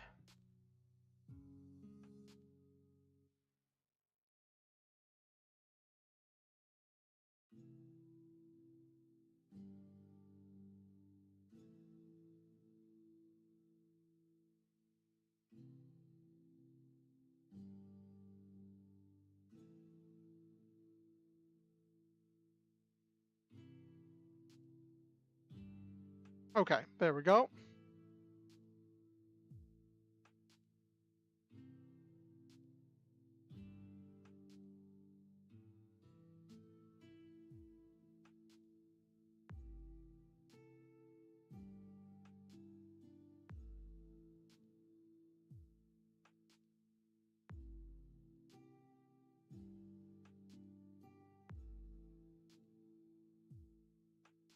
There we go. That's there.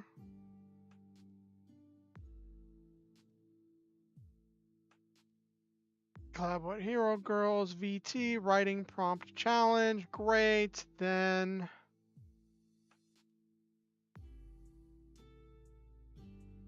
grab the open office logo.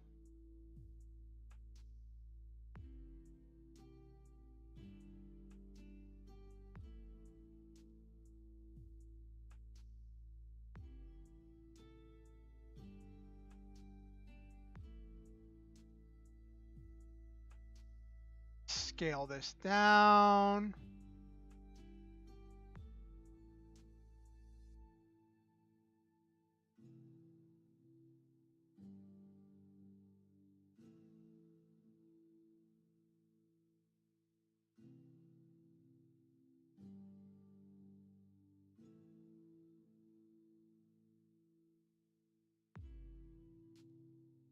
There we go.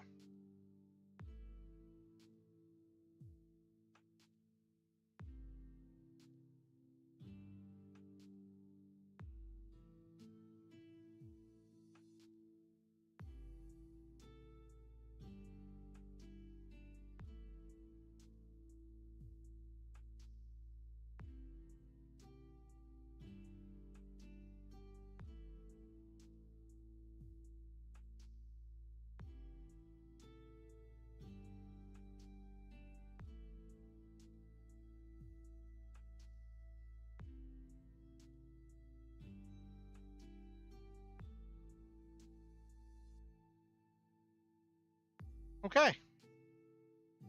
There.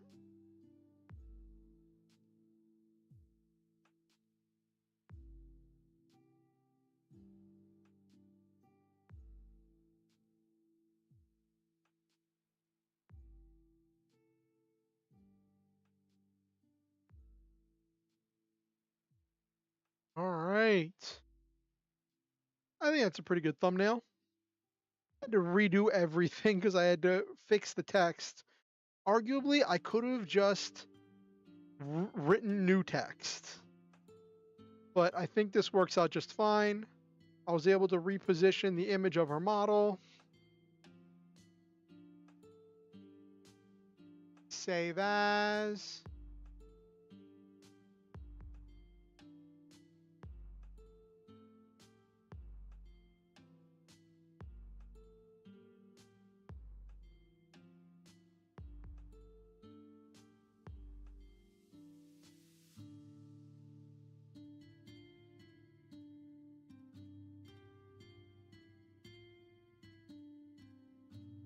All right.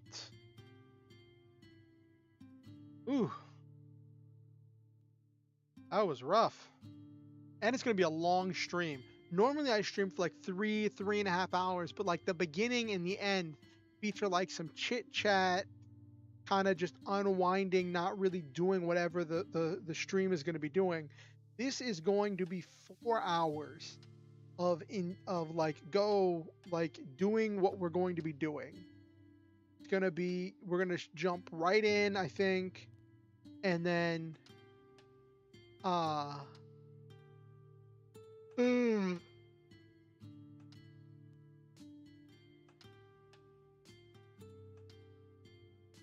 think it's funny because this is the open office logo, and like I'm gonna show this to Hero Girls, and she's gonna be like, "What's that?" And I'm like, "That's the open office logo. I live and die by it. It is my replacement for Microsoft Word. I don't do Google Docs."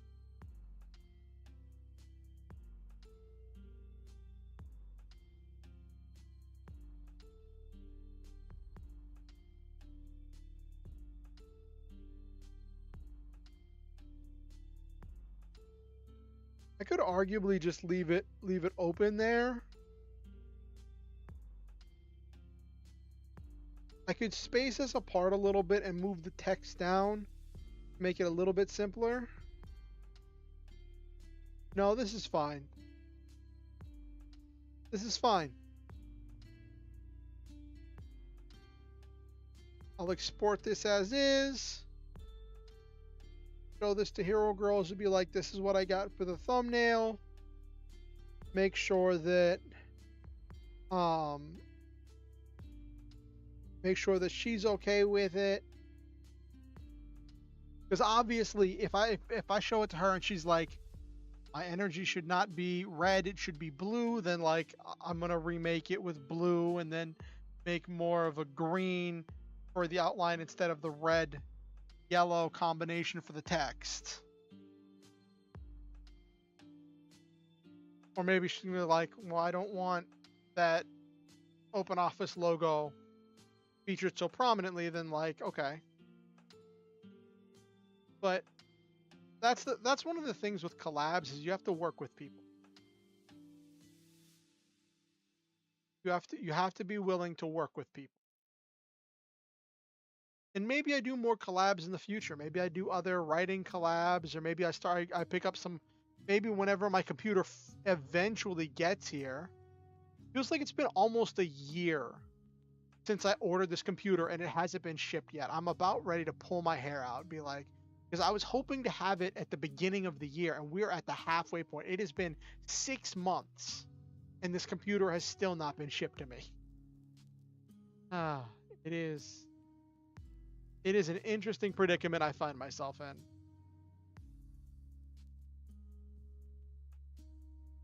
All right. Anyway.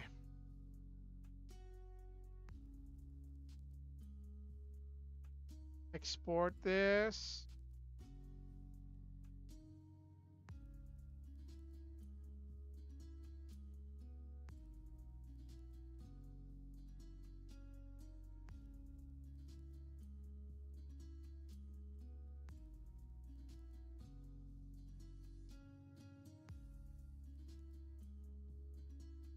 Okay.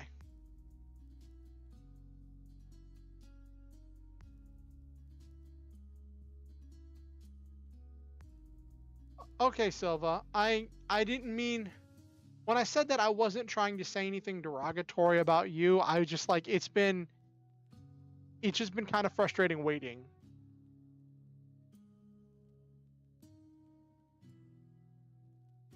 If you have um if you need any help or need me to look up anything or need me to link you any tutorials, let me know. Let me know if there's anything I can do to help with the process.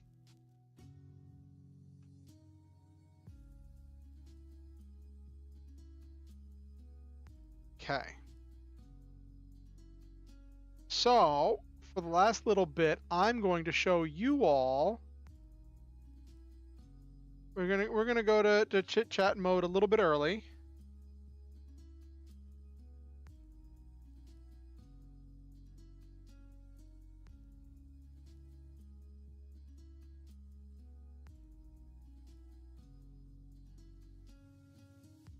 Maybe I could apply some kind of like a filter or like a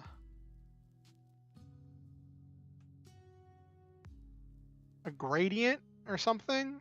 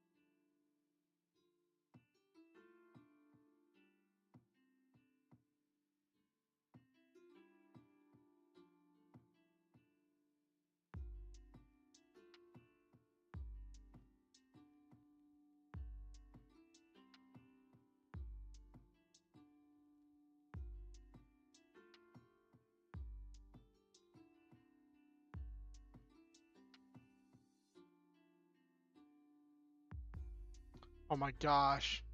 I just checked. I just checked the Discord for the D&D group, Silva. It is not looking super great. And I really wish, like, I haven't been active because I've been getting ready for this and dealing with other stuff today. But we're gonna need a plan. Uh-huh. So for those of you who don't know, Silva and I are both playing D&D in the same D&D group.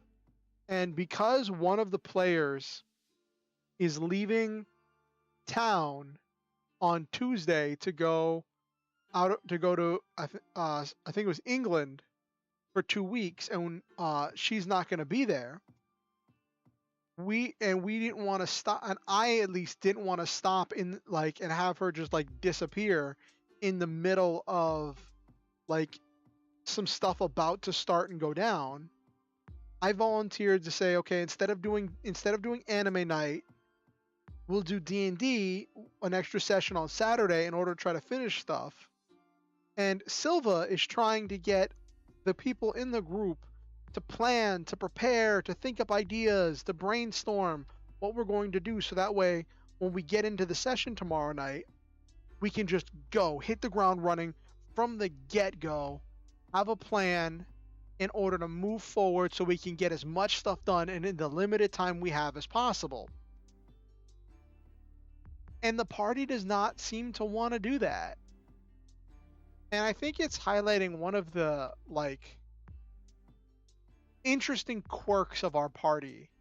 And I think that's like we are all over the place with our like motivation level and like and just it's interesting. Anyway, I want to show you all something. Let me see if I can. I'm going to change screens. Oh. Group.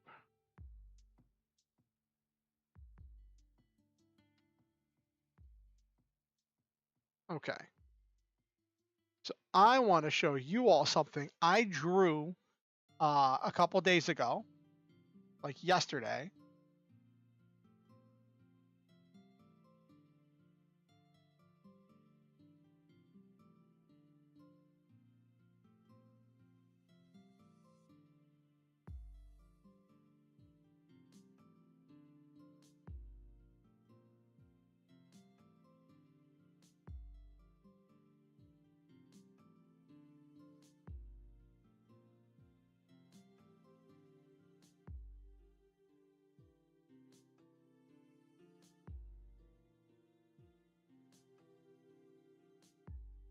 Oh, did Gar's great. Presuming Garza ran upstairs.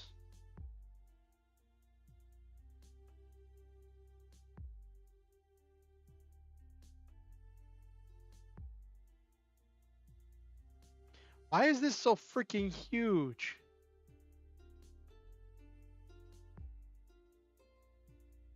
So I've been working on like this idea that like my character has like not just the cyber suit but also armor that I summon, which it consists of like a helmet and some pieces of armor and a cape that I summon in combat to amplify my powers, right? And that's kind of hard to do with Vroid. So I was working on like what would my helmet look like?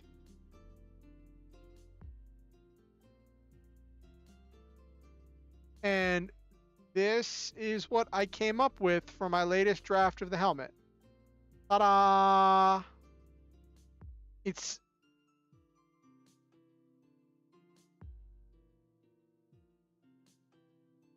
maybe should be a little bit bigger, but yeah.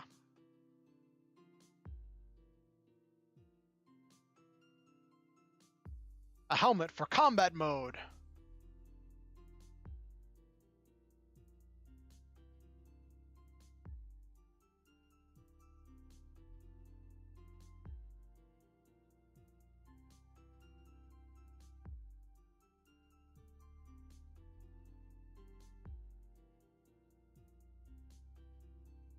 Doo-doo-doo. Ta-da! Helmet. And this was all made in Krita. I use shapes for all of this. By like repositioning, stretching, redoing, filling in colors. This is all shapes. And this one came out all right.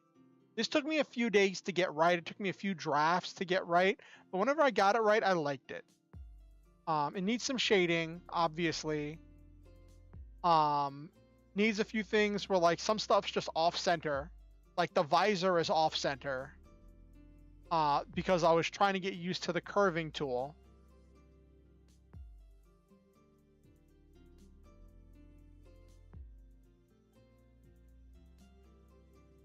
But yeah, this is my idea for a helmet.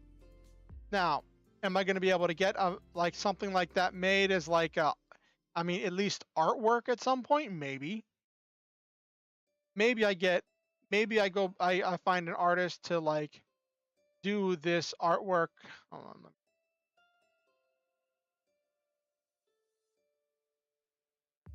Yeah, I'll put this. No, that was not what I wanted.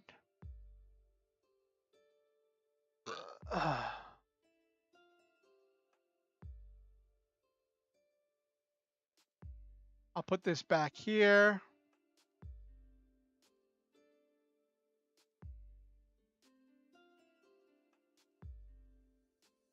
There.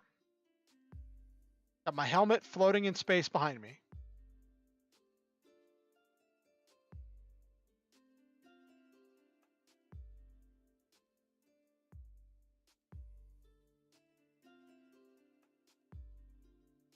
But one interesting thing about the D&D group is because of what's happening right now, my character doesn't know what's happening. Like Garza's character and my character are trapped. Not Garza.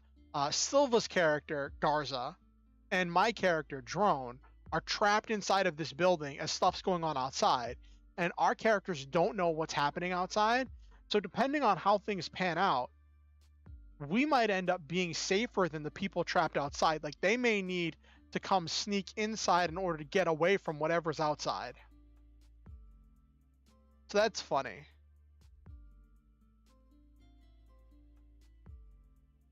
Ugh. Ah.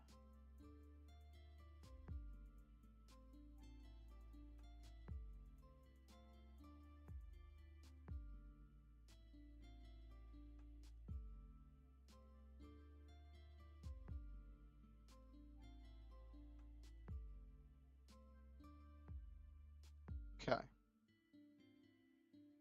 Let's see if there's anything cool on Twitter or the YouTube or the Twitch. People are responding to my thing about my drawing. I wish the drawing portion of the stream had something better to show for it though, because man, that was horrible.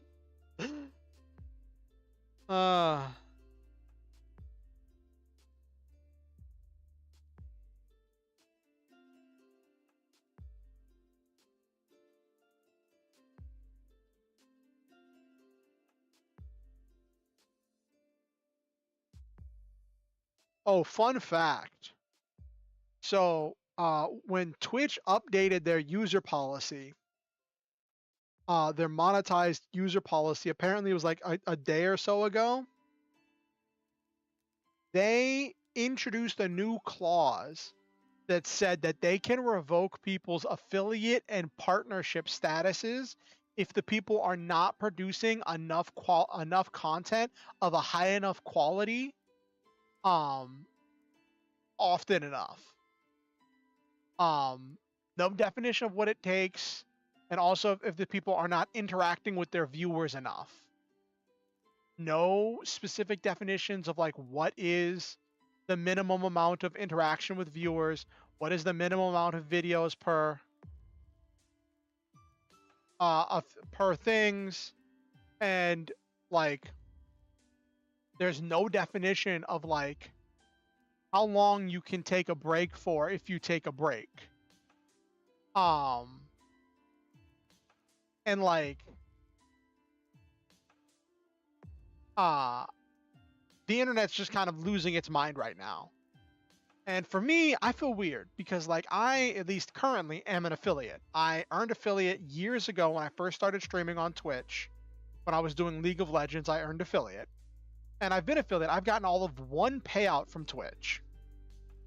And there was the part of me that always wondered, like, would I ever get, if I got serious about streaming, would I move from YouTube back to Twitch and start streaming on Twitch, get subscriptions, start working on getting that little bit of Twitch money.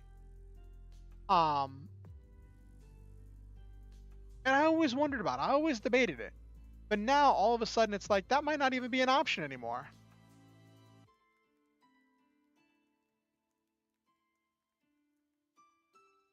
Kinda, yeah. Like someone did some math on it, right?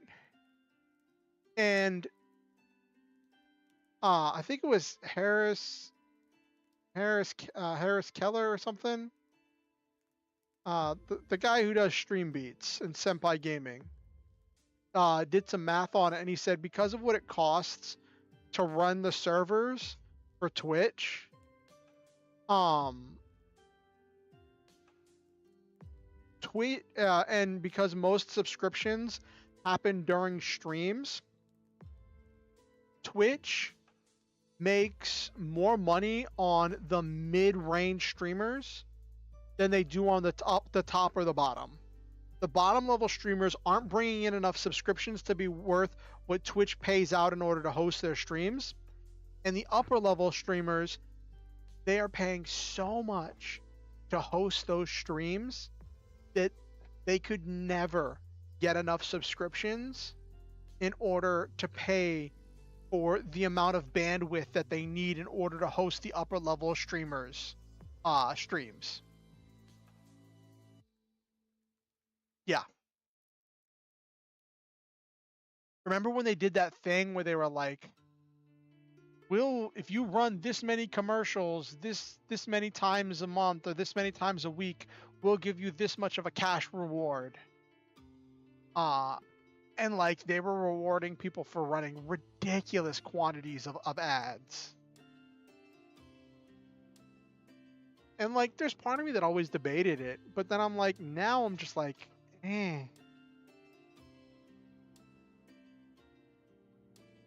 Not that I've seen a whole lot of success here on YouTube. Like I have some people that I've got Nabiru and Silva who come to my streams. I've got Tom and Okusen and CeeLo every now and again. And we have people who come through. We have a community. It's not a large community and people are just busy with life.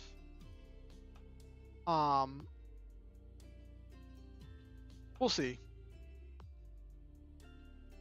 But yeah, setting up those minimum content requirements is going to be really rough because like there's so many people that work so hard to get to partner, and if they start telling people now that you're partner, you're never allowed to take a week off or something, you're just never allowed to have vacation because you'll lose it all and you'll have to start from the beginning, that's going to be a huge blow to their streamers.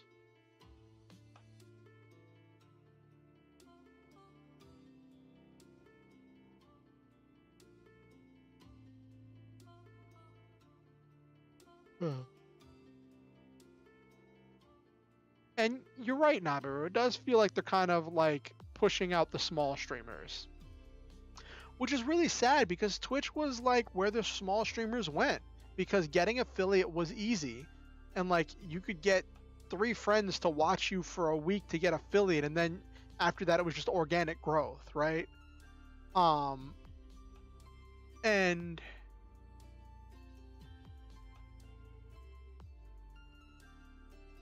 right. And like between that and the latest brand sponsorship thing that they've got rolling, it's just like, what in the world? Like we already have a problem with streamers and content creators overworking themselves in order to keep up with the algorithm. Twitch didn't need to make it worse. Also, I was looking through Vroid Studio and I realized they have some cool little costumes and outfits on there, so you might see me wearing some like new duds for like maybe some special occasions and stuff. We'll see how I feel about it. I'm looking at possibly getting some new clothes just But like I want to get something with like an open chest area so you can see my cyber suit. Right? That's the big thing I want. Um, so might find other jackets, or other suits. Would be really cool would be if I could get a flippin' like a tuxedo suit that or like a sports coat that was just like open in the middle. That would be really cool. I'll look around, see what I can find. And no, I'm not willing to learn, at least not right now, to learn to make that. I'm barely learning to draw. That was atrocious. An hour's work, and that's what I got of it. But you know, that's how it starts. Well, maybe I'll come back to this in a month and be like doing so much better, and just be like, yeah, I had to start somewhere.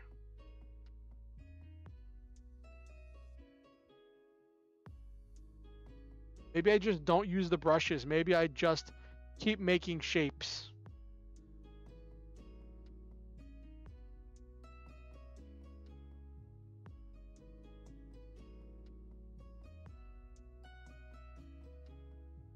Yeah, I'm starting somewhere.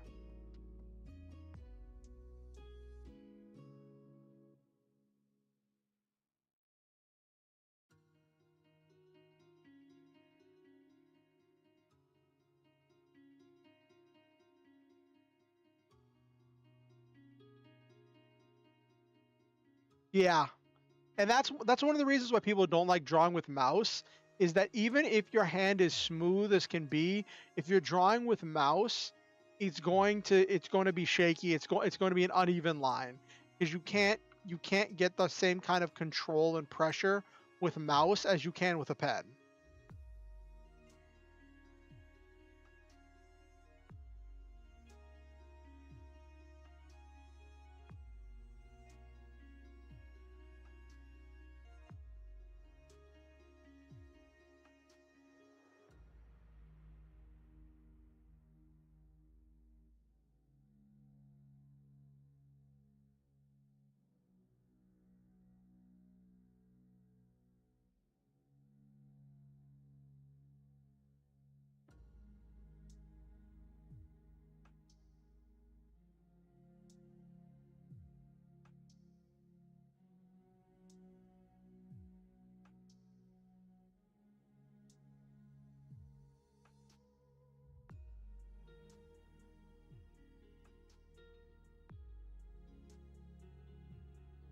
All right.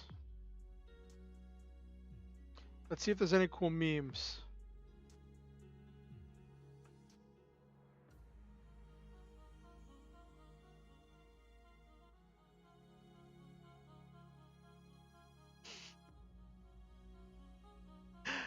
Someone made a meme. Hold on, let me download this meme.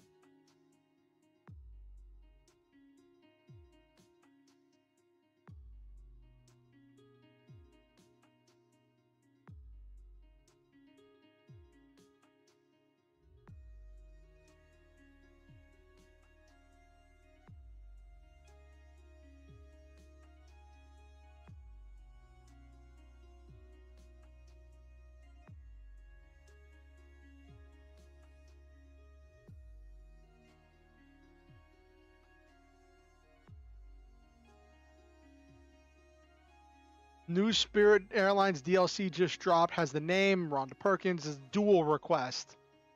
Rhonda would like to fight you for your seat.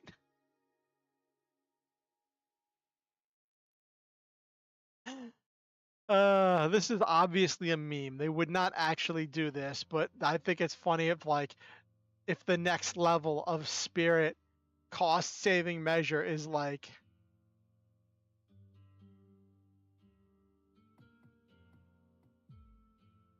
yeah, send her to the Shadow Realm with your Red Dragon Archfiend.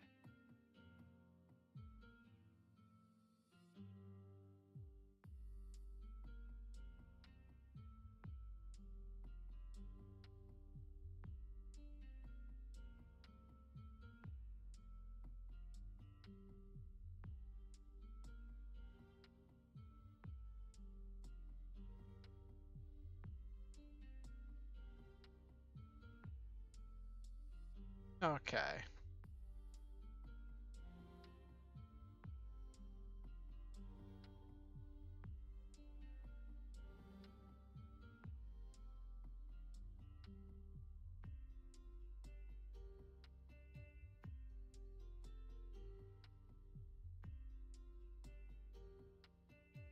Oh, funny meme. Someone did a thing where it's like, as Spider-Man across it's the one dude smacking the kid, being like, "That's how you do something something, right?" And it's across the Spider-Verse smacking Multiverse of Madness, being like, "That's how you make a multiversal superhero movie."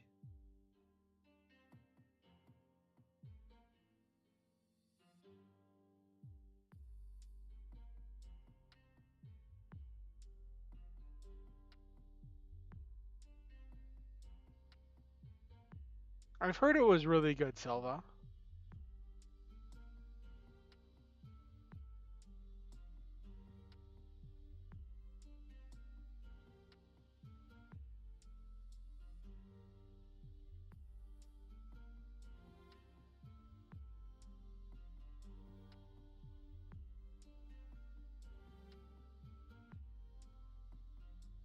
Okay.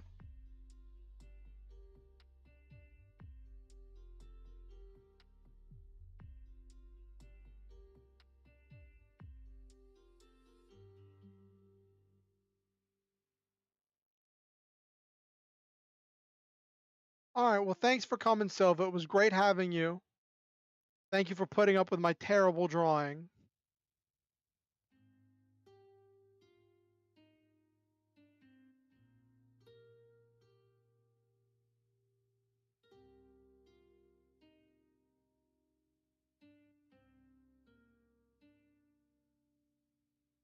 Alrighty.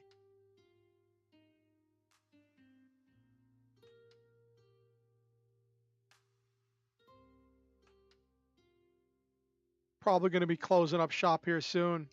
So Nabiru, how'd your quizzes come together? I know you said you were working on those. Um, did you finish your quizzes, or are you still working on them?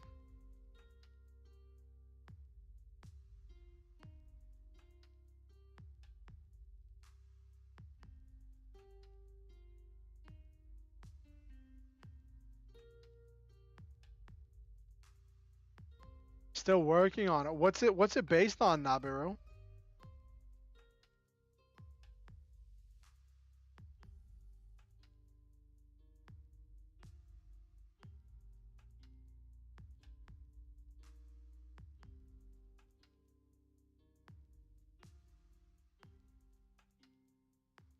Most fun evil is a fusion. Okay.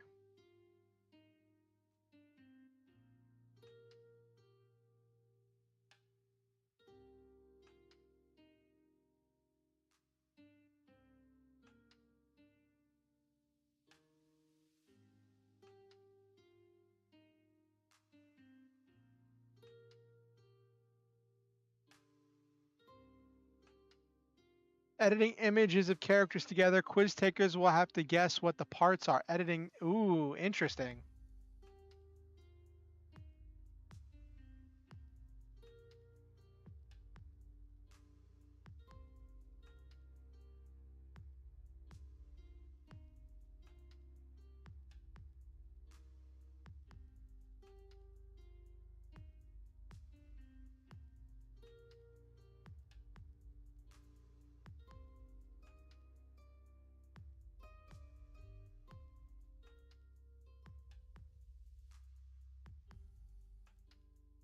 Like imagine the best waifus of Genshin all merged together. I'm not a big fan of Genshin. Like I saw someone put it really well when like someone was talking about Genshin and they were like, you know, seeing everybody calling one of the Genshin characters a mommy, a big mommy, and the meme was someone saying like, if that's what you call a mommy, you don't want to see what I'm attracted to, right? And somebody commented on it and they're like, listen, if I gotta see one more stick figure dude with drawn on with like drawn on muscles that like don't even have any texture or depth, uh and the same like pencil thin shoulder line be called a big buff daddy one more time, I'm gonna lose my mind. And I'm like, yeah, all the Genshin characters look like they fit the exact same profile. Like I was watching one of Hattie's streams and she's like, yeah, because I was like, are there any buff dudes? And she's like, yeah, let me show you my husbandos. And she switches over and it's just a skinny dude. And I'm like, that's not what I'm looking for.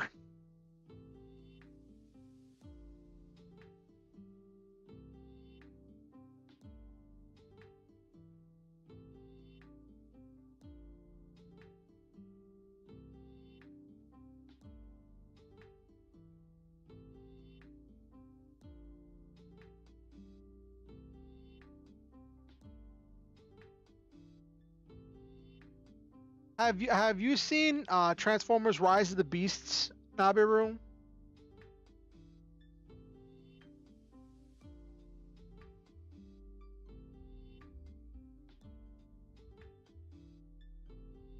Who is who if one part is say a hat or a glove of a character? You've got to really pay attention to all of those little minor details.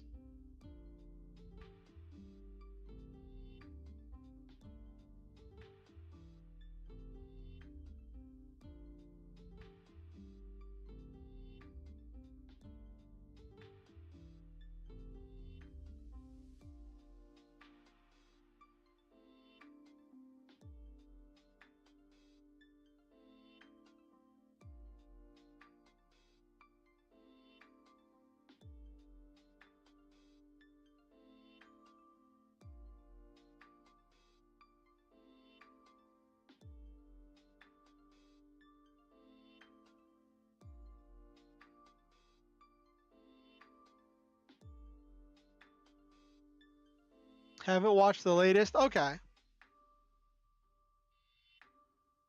Yeah, Transformers Rise of the Beast is the latest one, and I've heard it's kind of like a pseudo reboot that like is a sequel to Bumblebee more than it's an actual part of the rest of the original Transformers franchise. And that makes me almost want to watch Bumblebee, but like I was just burnt out on the Transformers franchise. I watched most of the movies up until a certain point.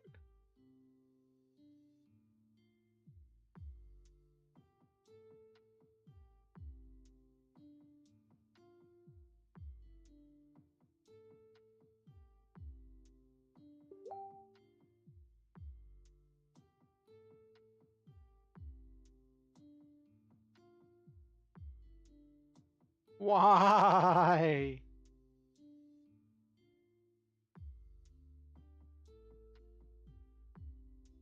Shia LaBeouf hasn't been part of the Transformers franchise in so long.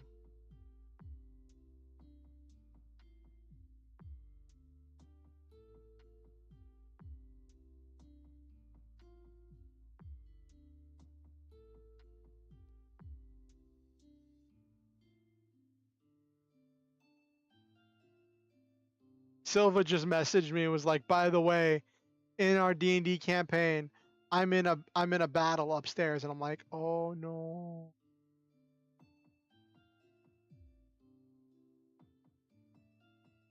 Yeah, that's definitely one way to describe it, Nabiru.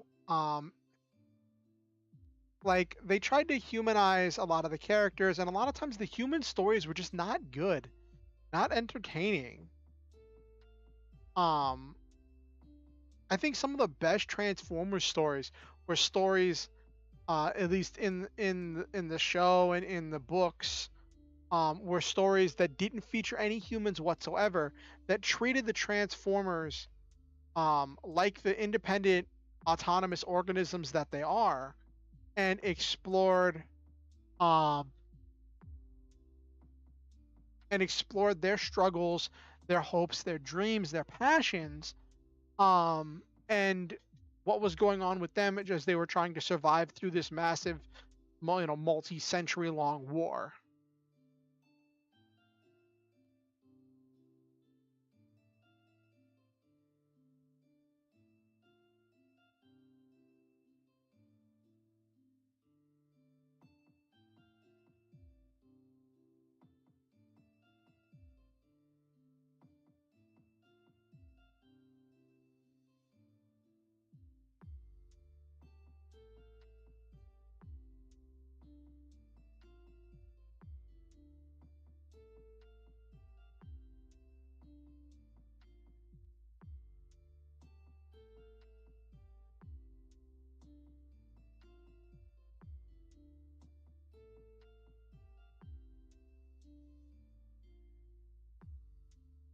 Got another funny meme to share.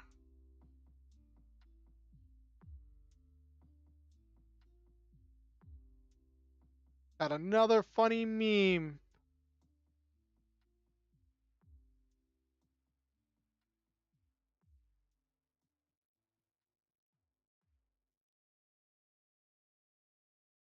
Tragically, more than 50 tourists starve to death in the glass maze located near the Leaning Tower of Pisa every year.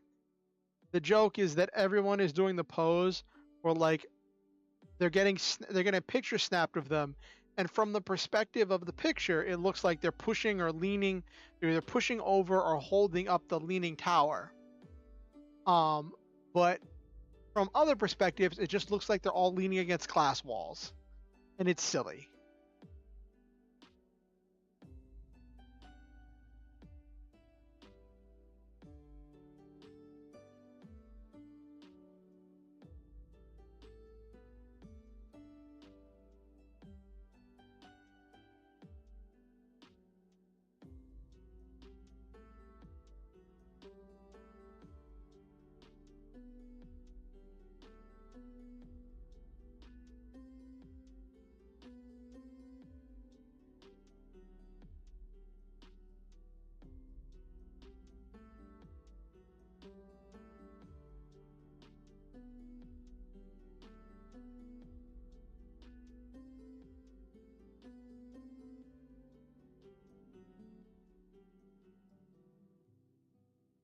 Oh my gosh.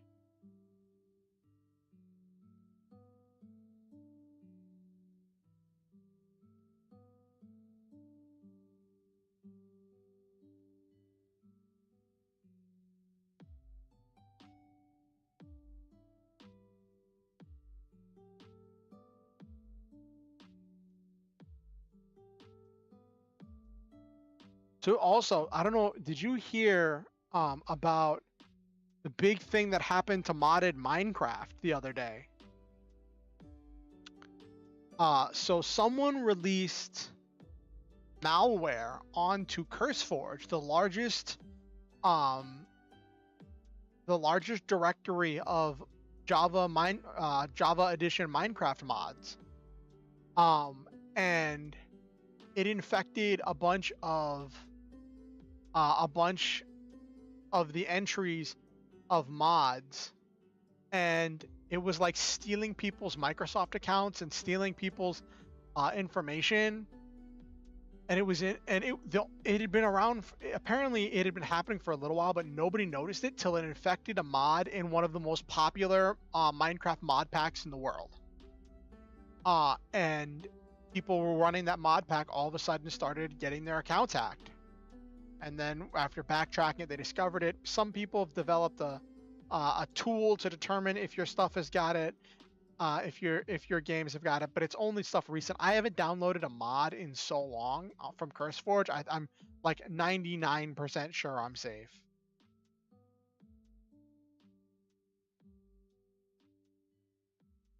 Oh my gosh. So the other day, I had one of those moments where I started trying to do one thing, then I would see something else that needed to get done in order to accomplish the thing I was doing. Oh, your computer can't handle it. Oh no. Um, and there was just every time I wanted to do something, there was this other thing that needed to get fixed in order to allow me to do that thing. And it just kept going. And it started with me. What did I want to do? Oh yeah, I wanted to um work on the playlists for my stream, right? And work on assembling a new playlist. I never actually got that done because I started that. Then I was like, okay, my stream beats stuff needs to get updated because I was looking at stuff. So then I was like, oh, the attribution entries need to get updated. So then I was working on that. Then I was doing research on what it takes to use for attributions for all this other stuff. And then I just kept going around and around and around in circles. And then I was like, I need space on my computer for when I download stuff. And then I was cleaning out all of these unused files from my computer, and I cleared out over 40 gigs of um old, unused, and pointless files. It was all the zip files for all the downloads of all the programs that I have on my computer. And I got rid of all of those, plus all of the old installer files that I don't need for the programs that I already have installed. Um, and it literally freed up 40 gigs, and it was the most bizarre thing. And then I ran all of these other maintenance things, cleaning up a lot of files and stuff. But then when I went to play Lancer, apparently it had deleted one of the files that I needed for Foundry VTT Virtual Tabletop to work. And because it had deleted that file, I couldn't roll dice in Foundry. And it almost ruined my night. And it was really funny because I was playing, and I had recovered my GitHub account in order to make a complaint. And I was in the middle of typing the complaint when all of a sudden it started working. Oh, you shared it in memes? Let's take a look.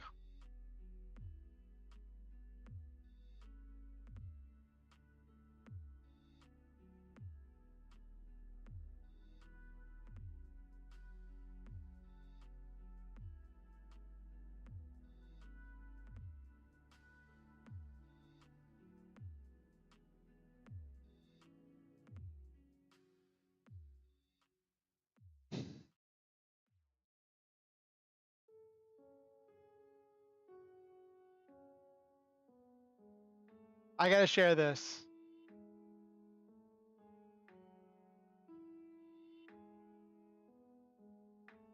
Come on.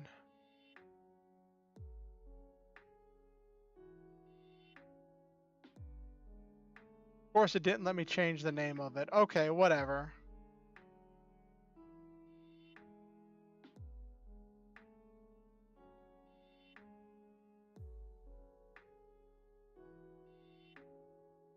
I have no idea who this character is, but I just think that's funny. It's like, come with me to the Demon Tower. No, then no crossed out yes.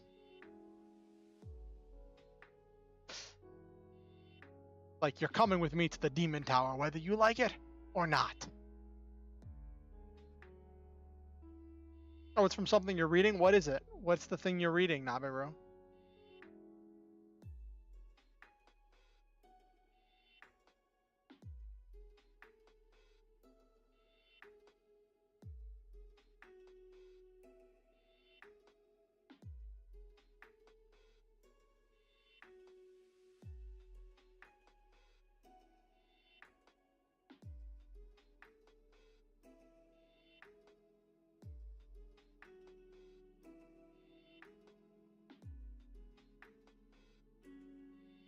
Mage and Demon Queen. Interesting.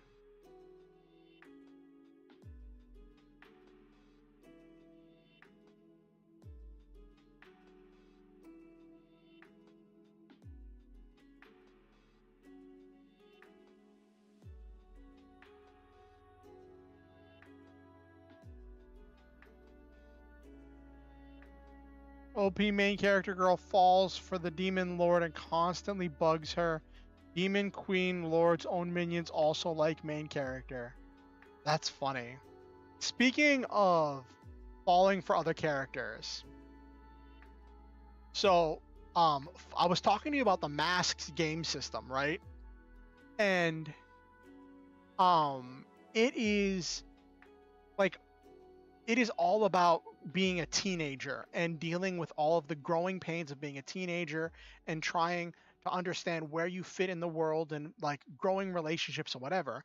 And the playbook I found that best suits my character's power set, because the powers you choose are based on um what playbook you choose, and the powers are very intricately tied with the very specific emotional things that your character is going to suffer through.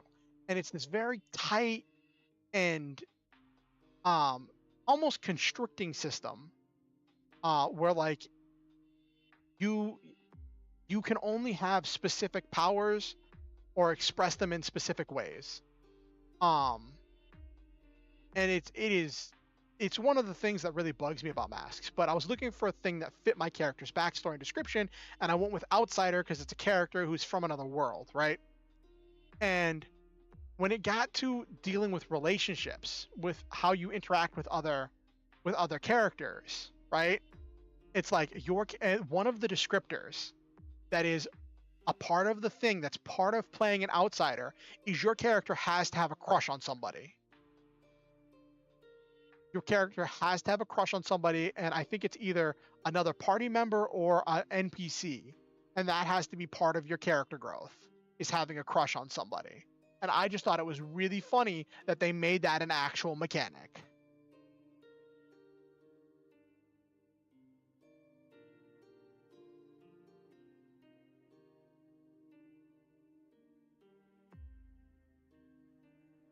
I'll show you.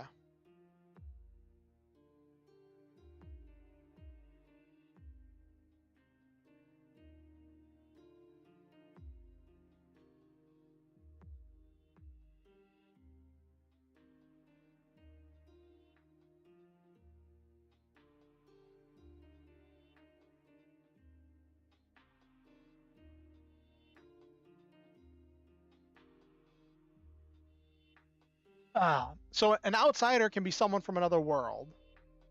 And where is... That is not what I wanted.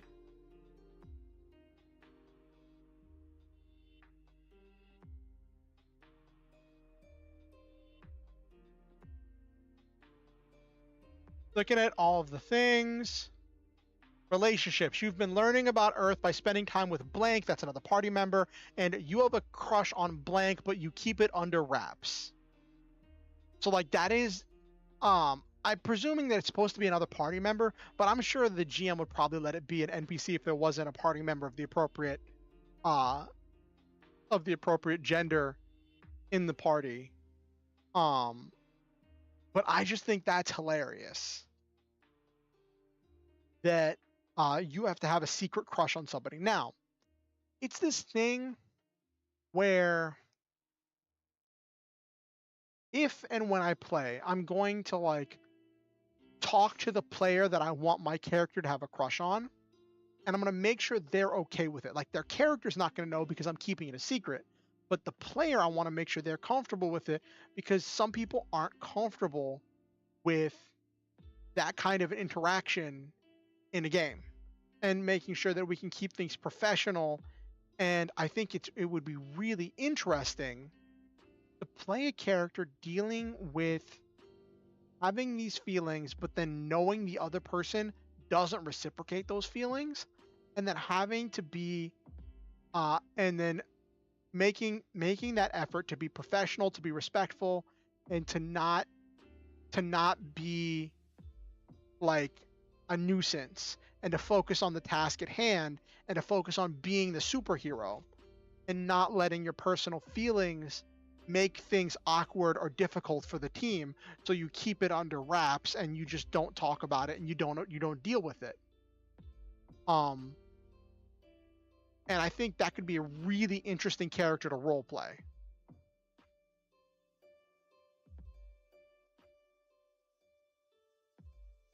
But yeah.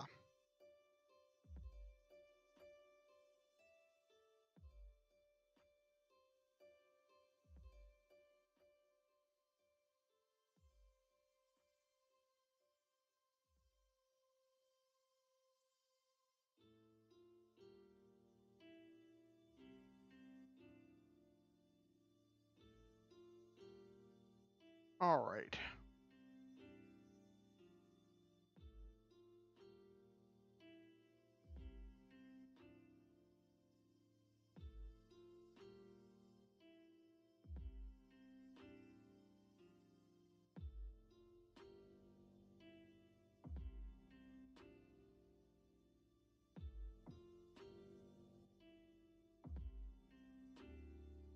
Let's see if there's anything cool.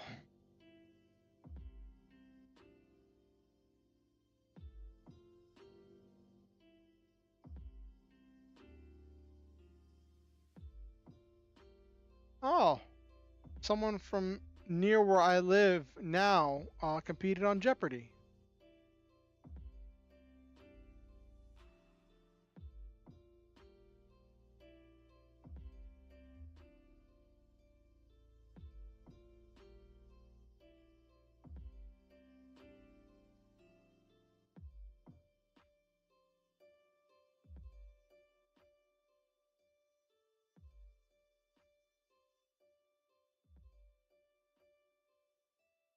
Someone made a thing where they dipped the honey bun in waffle batter and then put it in with a they have a honey bun with a popsicle stick in it.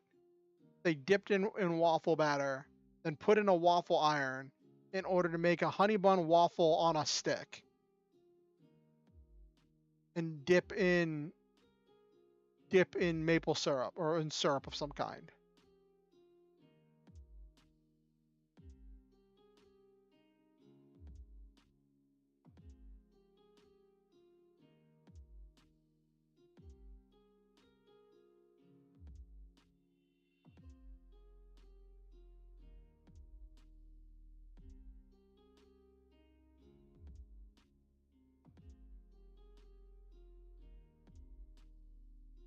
No, they just put it through a waffle iron.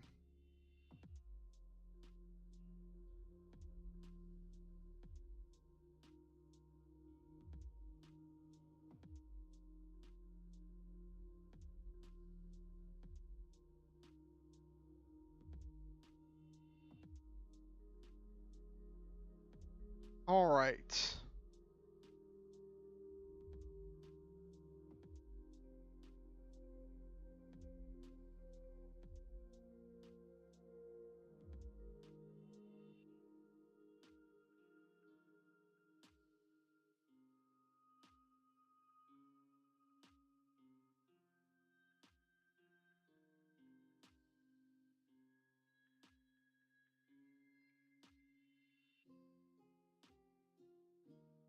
Okay.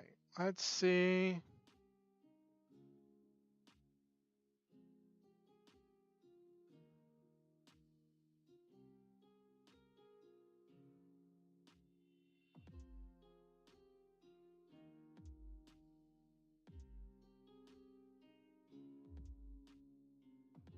Oh my gosh. So I was watching Critical Role last night, right? And so one of the guests is, I think his name's like Utgar or something. He's an actor who played in, I think, Pitch Perfect, and he's done some voice acting stuff, and he's just like an actor friend of the crew, or something like that. And so I think he's played D&D before, but not like on a professional like performance like this kind of level, right?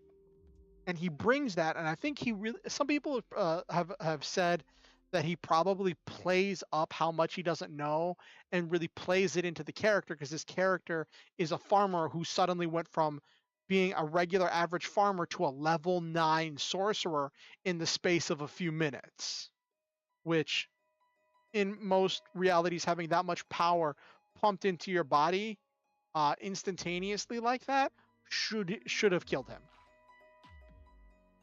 Um, and he keeps playing that off, right?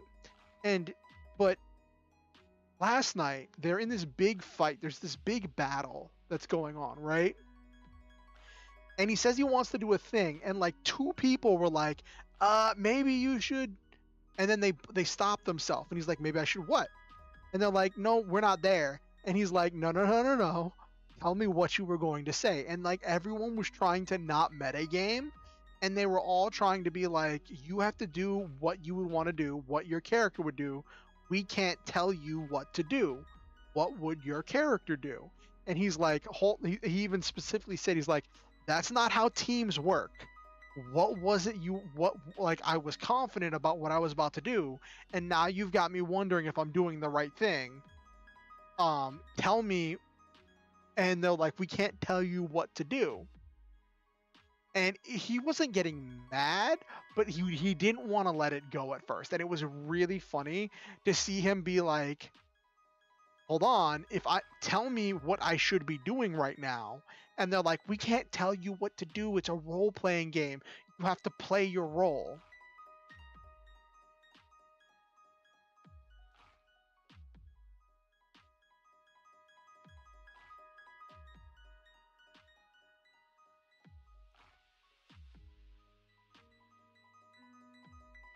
Mm-hmm.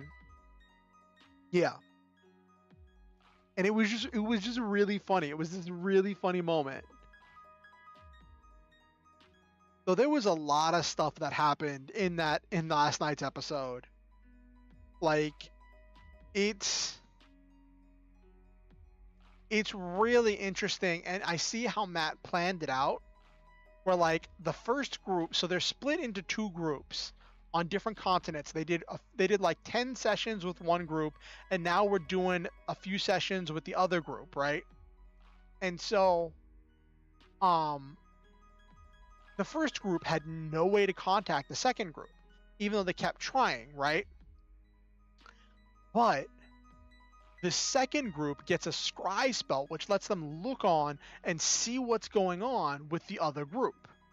And that is something he introduced only because the first group has already had their adventure. So he knows, like, based on the timeline, what moments to show them, which means there is a moment. Like, so there's a moment towards the end of the other group's arc before they warped out to, they teleported to this place to try meeting up with everybody. Where there was a whole lot of loving going on. Where like the two robots were kind of doing their thing, and three other characters were having like a furry threesome. And then there was one character who was just kind of sitting there being like, I'm so lonely, while everybody else is getting their loving on, right? And I'm waiting for it to be like, for them to scry in and so watch that happen. I am waiting for them to scry in and watch that happen. It's going to be freaking hilarious.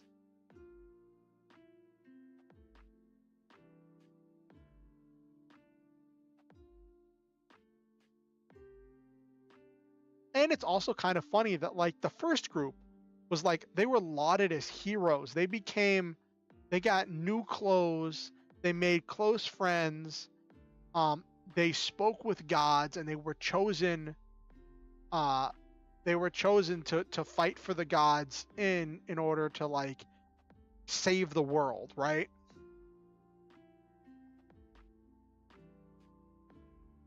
Well, what did chatbot error? What did chatbot error, Nabaru?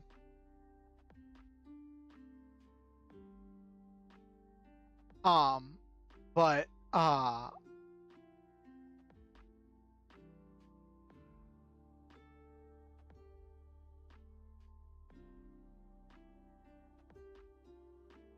you only think out loud about doing, yeah, something like that. Anyway, let's wind down for the night. We did some fun artwork. It was terrible. I think I was doing fine till I tried drawing the actual outline, and then it was just bad. As long as I was just putting shapes on paper, I was fine. But as soon as I started actually trying to draw with the mouse was when it went bad. So I might go back and try retouching that up and just keep drawing shapes. And just keep drawing shapes on there. I might just keep drawing shapes. You get a whole geometric look. Anyway, let's wind down for the night. Let's say our good nights. For those of you who don't know, I like to say positive affirmations about my viewers in order to let them know how amazing and wonderful I think they are. So let me scroll up in the chat and see who's here. To Silva, to Nabiru, to Tom, to Okusen, to Cielo, to everyone else who was in the chat and didn't say anything, and to anyone who watches this VOD afterwards, I want to say that I love all of you, and I believe in each and every one of you. I think that you all are special, precious, truly one-of-a-kind and unique individuals. I believe that you each bring an important and valuable energy that only you can bring to everything you do. I believe that each one of you makes this world a better place just by being in it. I'm grateful every day to live in a world with you in it. Thank you for coming to my stream. Thank you for being a member of this community. Thank you for giving me your time, your attention, and your energy. Thank you for being amazing.